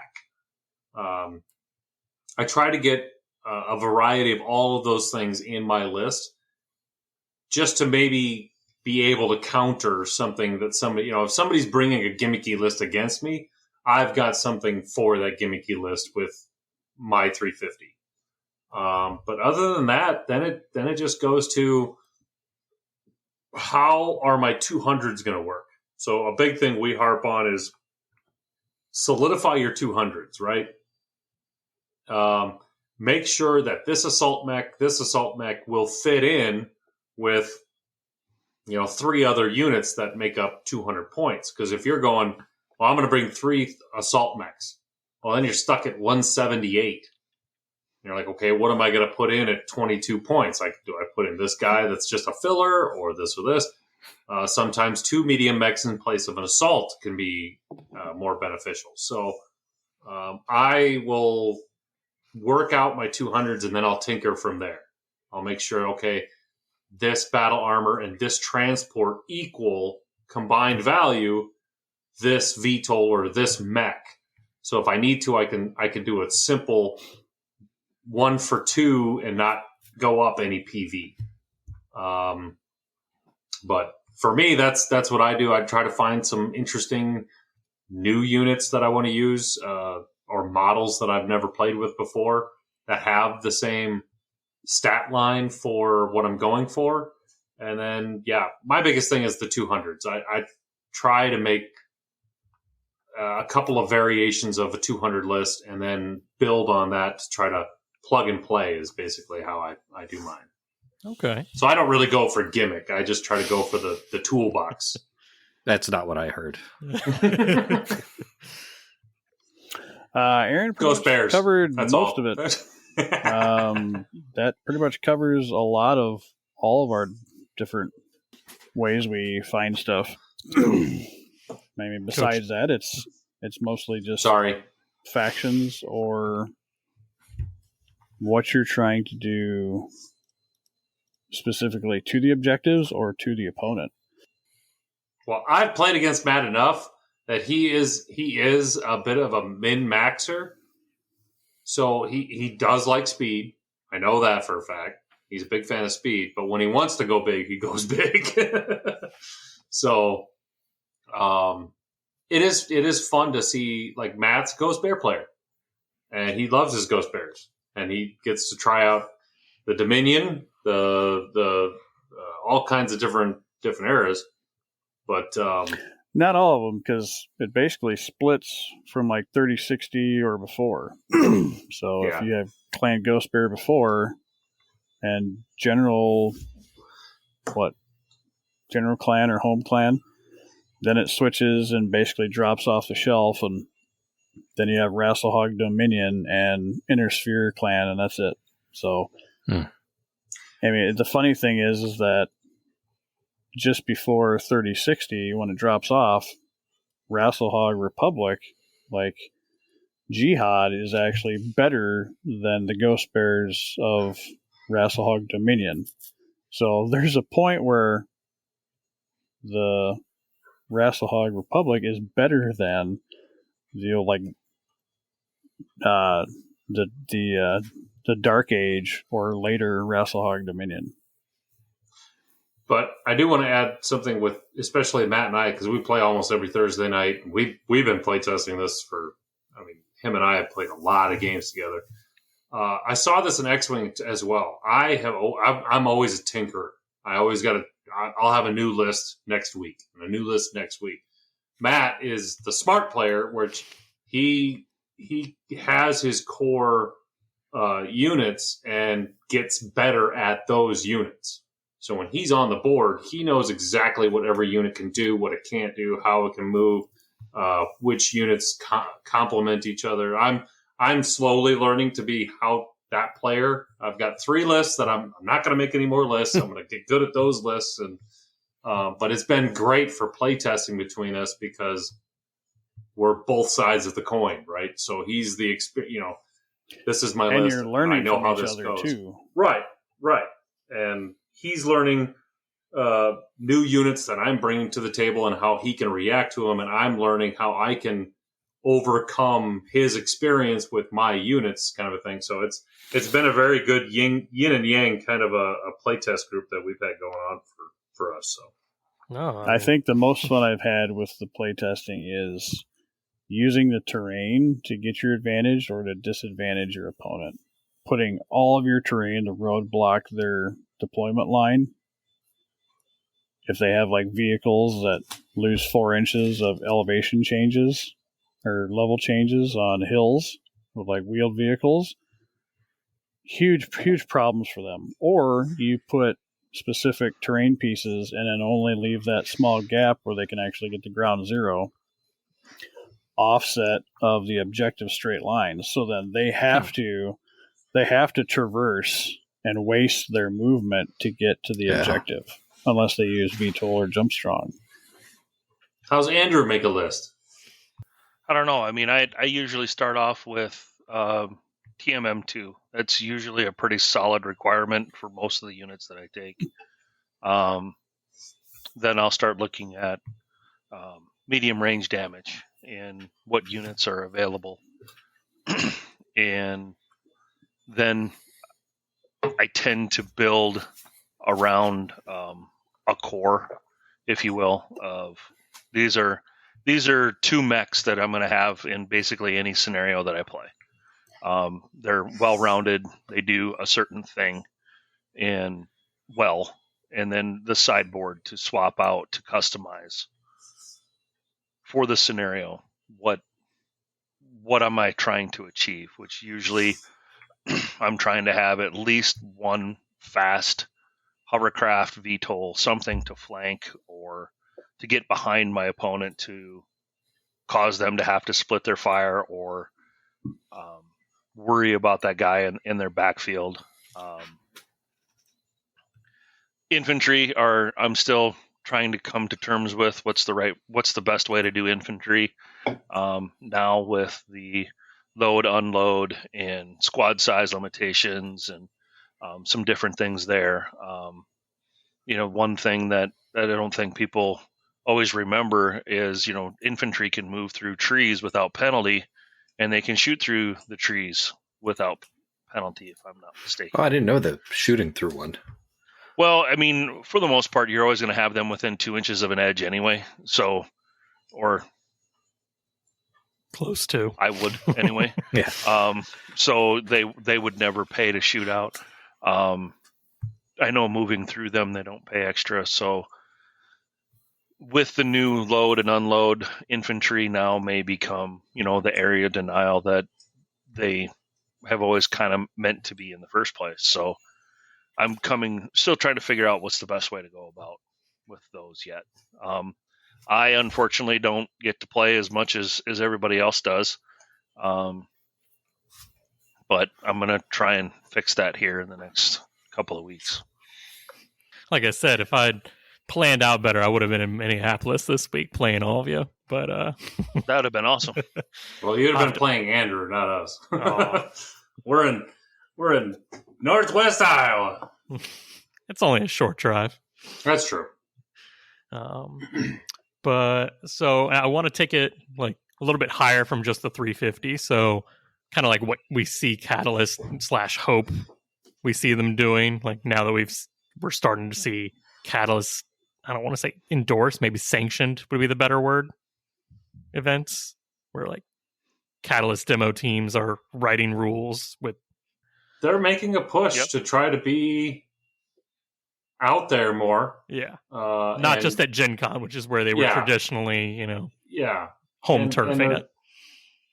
I think they're trying to get away from just running a grinder and just running a grand melee or something like that. I think they're trying to step up their game, I guess is what I could say. Yeah. The story that I've heard is that I think Lauren was at LVO last year, or was at a convention that had tournaments and said we need to be doing that. So that is one of the big reasons why we're at ACO. And Red has busted his butt to try and get the rules, the championship circuit rules done. And I think he's done a phenomenal job in getting to where he is right now with the rules. And I know that there are unsung heroes behind him that have helped get that done. I'm excited to see how it plays out. I'm excited to see what we can do with 350 this next year, and see where that takes us.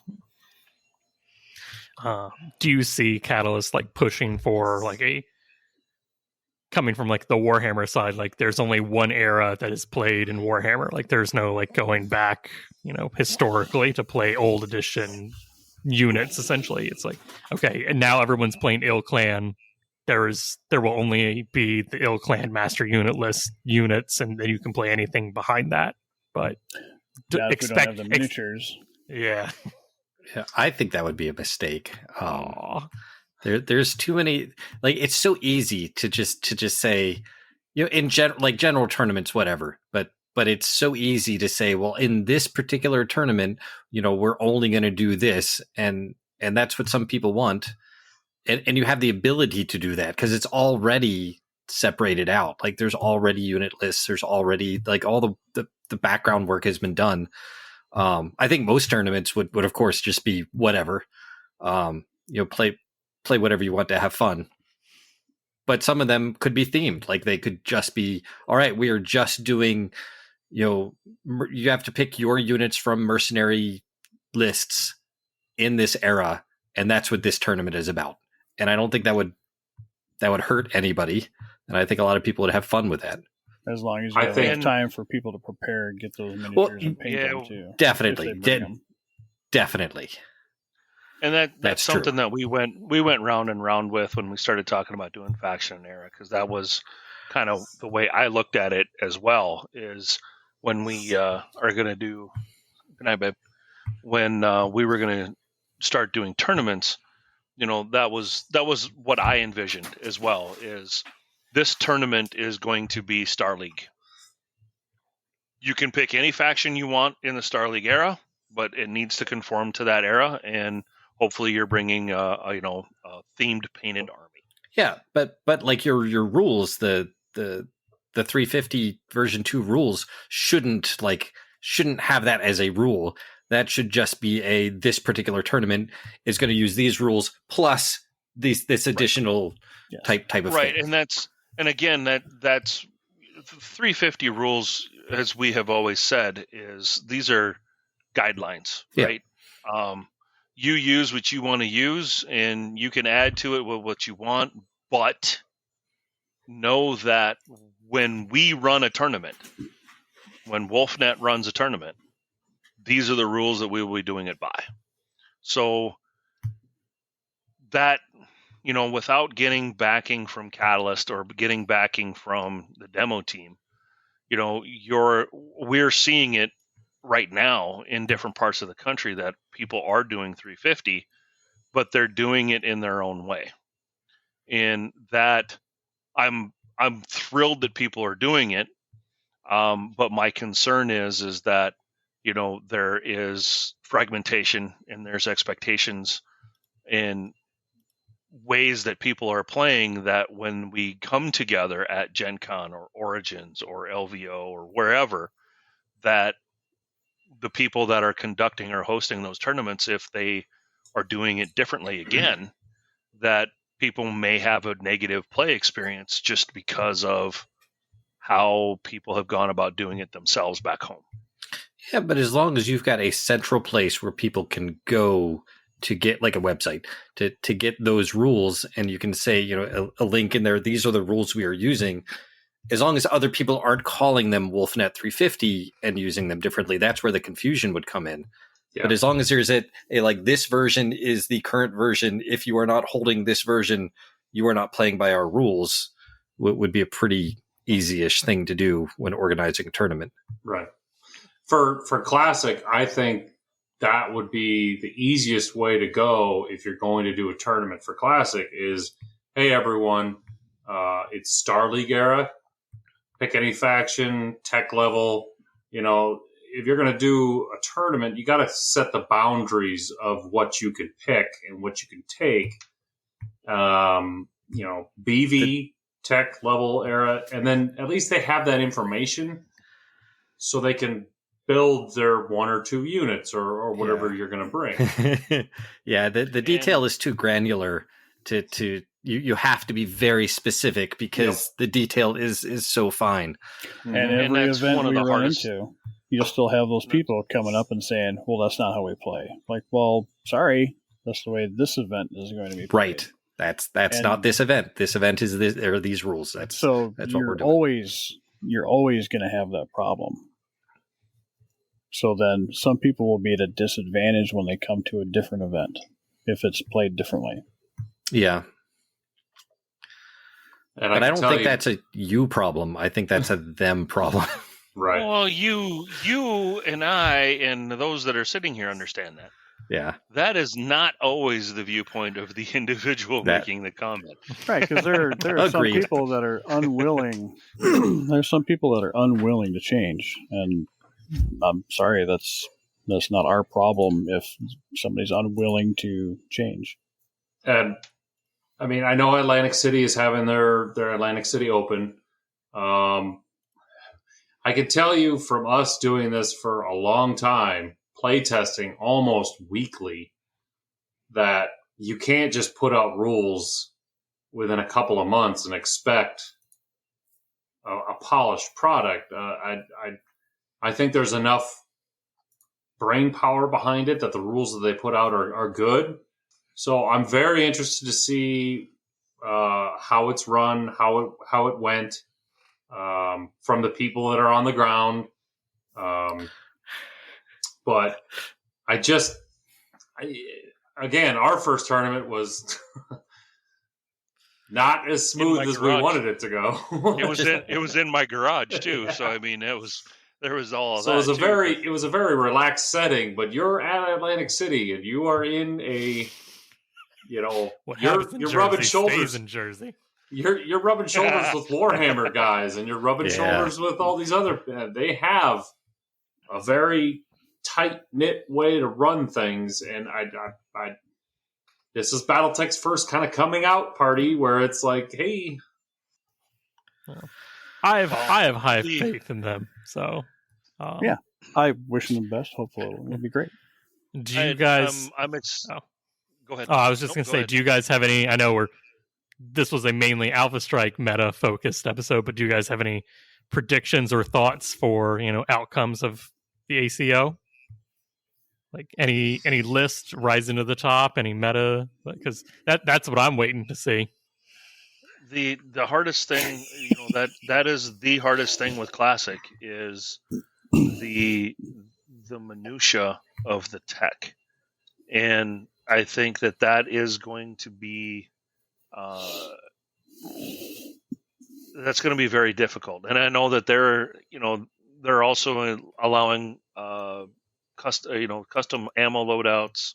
Oh, jeez. A couple other special things too. Yikes. That, in my opinion, going out of the gate, that was probably a little much. That's going to roll people being first time out. But I'm glad that we're doing it. I'm glad that people are excited to be be playing it. As far as a meta goes, I don't know. I mean, I admittedly don't play Classic a lot anymore. Pulse lasers, TCOM. It just That's it. Well, but where else? Jump jets too on that. You got to have the jump jets. Where else can you go? I mean, that's the only place a meta can go, isn't it? I mean, you have to Standard go. engine, jump jets, Yeah.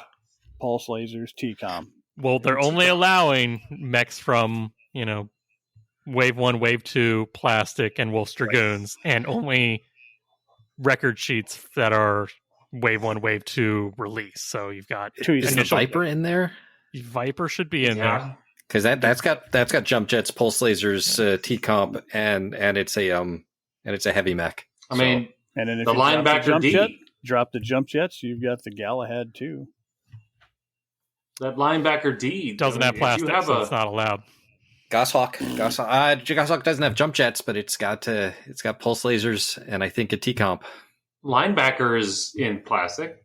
Yes, it is. And oh no, I meant I was for his Galahad. I was like Galahad. But if they're going to have specialized ammo loadouts, like that Precision linebacker ammo. is going to wreck stuff. I would vote on I'd vote on the Streak 6 linebacker. Oh, we saw the Streak 6 crossbow win a blood name too. So I mean, it's going to be interesting. I'm excited to see how it plays out. Again, being the first time out and the first run of the rules and the first run of a tournament, who knows, right? I mean, and it also, in what we've seen as well, the biggest thing of a tournament is the turnout. Who are the people that are coming? And then how involved are the people that show up? I hear Kyle or Leo is going to be there. Yeah, well, there you go. Here he has an 8-pack. But I will tell you, if somebody's new and they come with their Mad 5M, they're not going to have a good time. or somebody, I'm hesitant. I'm hopeful, but I want it to be good. I want it to be prepared good. for growing pains. I'm prepared for growing pains. Oh yeah. My biggest thing that I brought up on the leadership meeting, and this is something again that we designed 350 for, is when we built the tournament format and the vision that we had was to be able to compete visually with 40K and hordes and anything Legion. that had terrain, Legion, that has terrain on the table, because that's what draws the eye. I mean, when you see some really cool stuff on the table, people want to come over and check it out. 100%. BattleTech is really hard when you're playing on a paper map. That is not something that's going to draw people to the table and say, "Ooh, what's going on over here?" Well, we've got pop-up buildings coming. We're pop-up people now. We've got official BattleTech terrain. Well, and it's 3D paper. we've seen that with events we've put on. You've got tables over there on the far left limit that people are just sitting there hung over, like watching, playing games. And you've got people over here on the right that are like screaming, yelling insults, laughing, like jumping up and down. Where do you want to sit at? I want to sit at Dustin's table with that city that he made for BattleTech. You need to show them some pictures of that. We've got some people who do some impressive BattleTech terrain. So yeah, no, I'm with you. But it's also the quality of the scenario or the game too, because you have some people that walk up and say, "Yeah, I want to play," and then they see that and they just get instantly turned off because it's like, well, I'm already at a disadvantage. I'm meant to lose.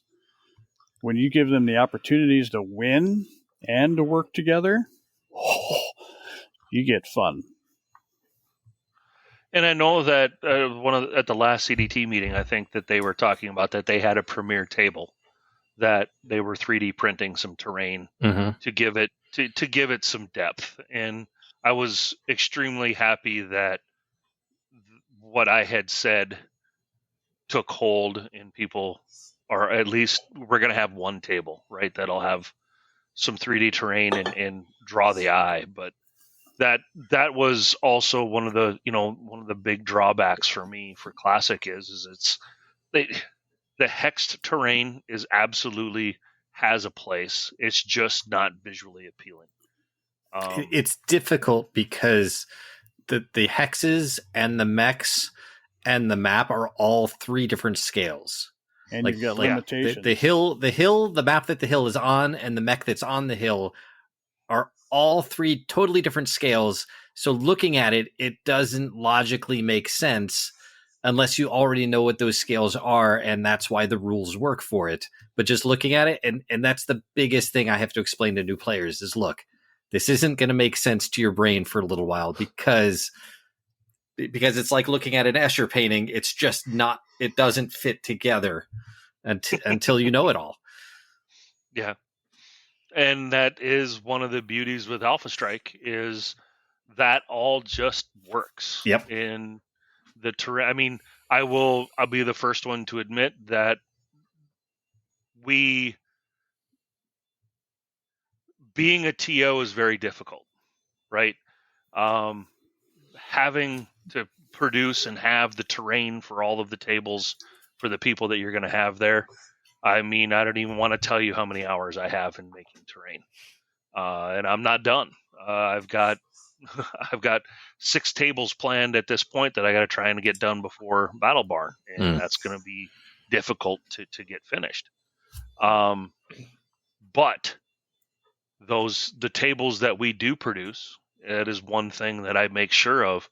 They are going to look good and people are going to have fun playing on them because visually people are more excited to be able to take pictures and play on a board. I mean, there are boards that people will say, I want to play on that board because I like the way it looks. Yep. Right. That's exciting to hear from a TO perspective because I put all the time in to do that. But I also know that given when we are able to go to LVO or we do run this at Gen Con or we do run this at Origins, because that is where we will end up eventually, I know that we're going to draw the eye and we're going to get people over. And the whole point of it is to get people playing the game. Yeah. So we're going to achieve that very easily once we're in the open. A battle mech in every household. That's the end goal. There you go. Boom. I like it. Battle armor on every street. That's right. I know. Did you guys have? See, I was expecting Gideon to be here, so I would just get out my soapbox for him personally. We know you wanted Gideon on a soapbox, and believe me, he's probably hating the fact that he can't get on a soapbox. But did you guys He's got good soapboxes? He just needs his own podcast. Just I told him to do Battle history soap. briefs. Battle soap. But did you guys have anything else you really wanted to touch on? Like, I know we've kind of touched on a lot of the 350 and kind of like where Alpha Strike is gone, where it's going, where it's probably going to end up. But I think you're seeing another big push too, where commentating is getting very popular. So you have people videoing and commentating on the strategies and tactics during gameplay. And it's fun because people are at home. Instead of watching NASCAR, they're watching a tabletop game at a tournament 6 states away. And they're cracking a beer or they're having their kids watch, like, hey, what are you watching? Like, they're moving pieces on the terrain. What's happening? Like, he just got blown up and wrecked. I will say it's really nice having a lot more content creators for BattleTech. It was probably a ghost town 6-7 years ago, and now all of a sudden there's a bunch of outlets out there. So the Kickstarter basically did what it was supposed to do. It kickstarted BattleTech into a whole nother. Like, none of us have seen BattleTech like this ever, I don't think. It was crazy. Would you say Crazy. it took us out of the Dark Ages? That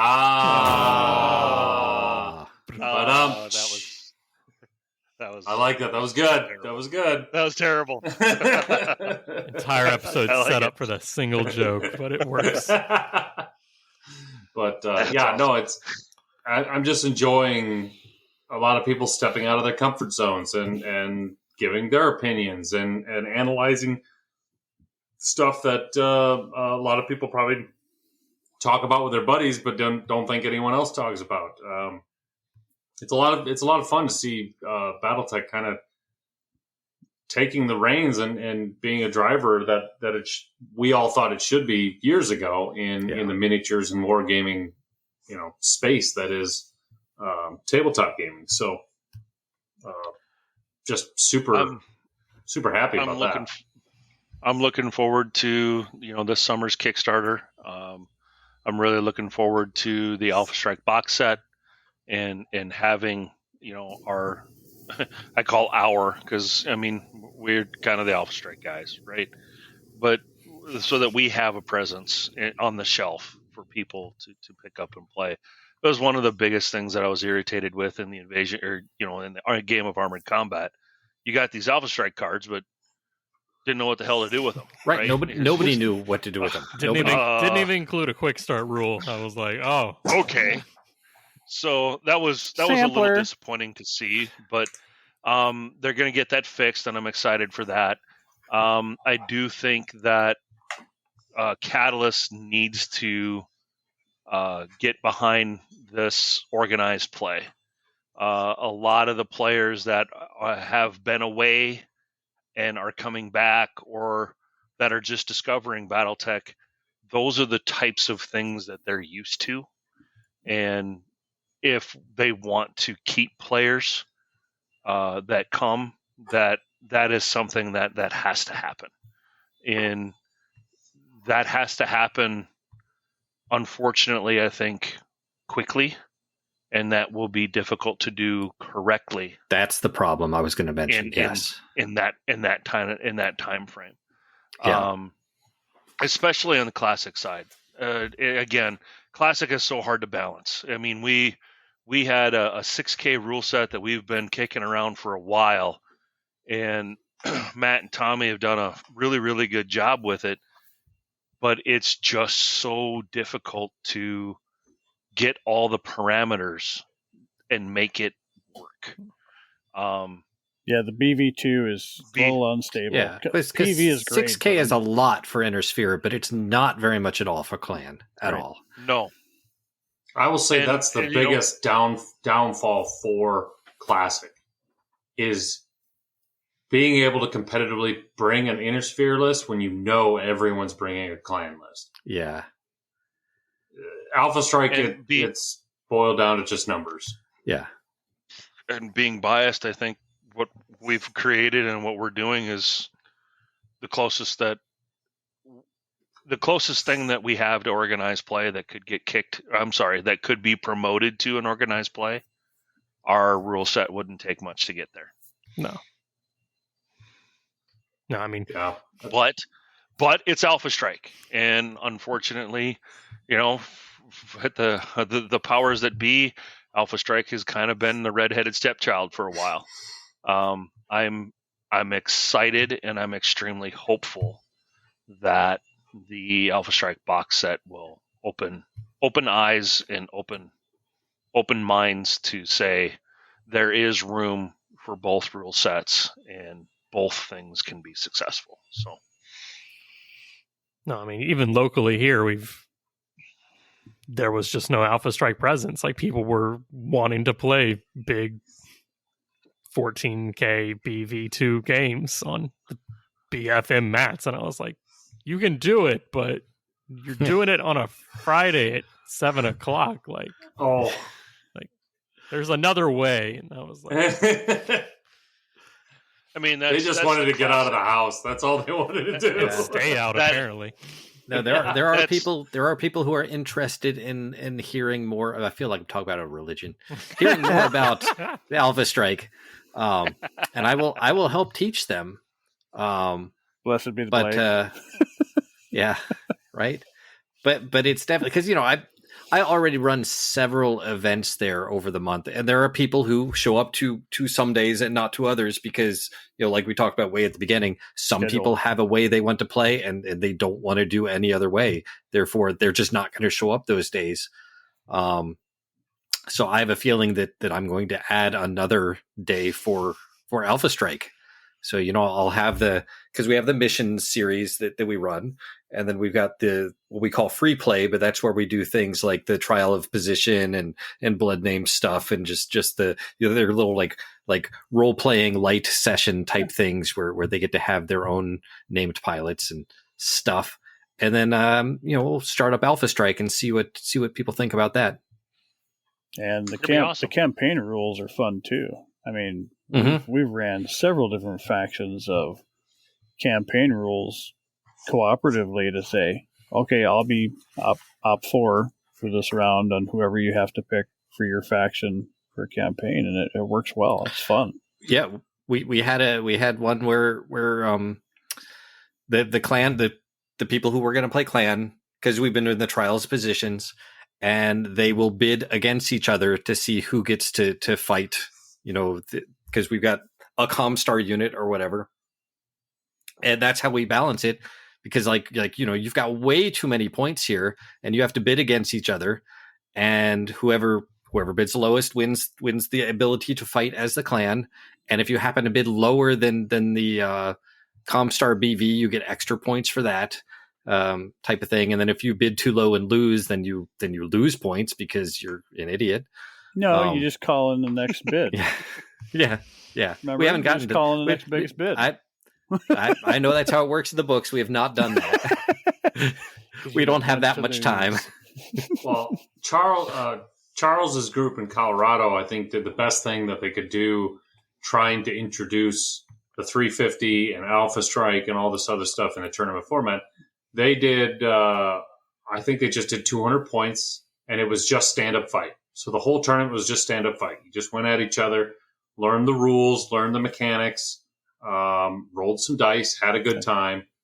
And if you're going to do an Alpha Strike, I would make up a bunch of 200 lists of mainly mechs and just run stand-up fight. Just here you go, guys. Here's your cards. Introductions. Have at each other. I think I have 12 200 starter lists that are faction and mercenary specific that I could be more than happy to send your way if that would help you. In I'm gonna say just on my desk alone, right here, I have so many of the Alpha Strike cards just laying around. What do we do with these? Like that's not a problem for me to take these and start organizing them into lists, and then because that wouldn't be a problem at all. I could do that. Once you turn them on to master unit list, there's no going back. And that's all they do, 9 to 5 every day. Man, the fact that Mega Mech now has a master unit list button when you're looking for mech, so it takes you right there. It's a rabbit hole. Really? I didn't even know they did. The latest release that came out last week added a view in MUL button in Mega Mech Lab. Ooh. Well, that MUL is a drug that I have not been able to kick yet. So yeah. Because you'll just have an itch that you got to scratch and ooh, I wonder if this unit works in there. Like you mentioned the Chameleon. The first thing I did was went to master unit list to see if it's a good mech. Oh, it's not, but it's awesome. I like it a lot. It's a good training.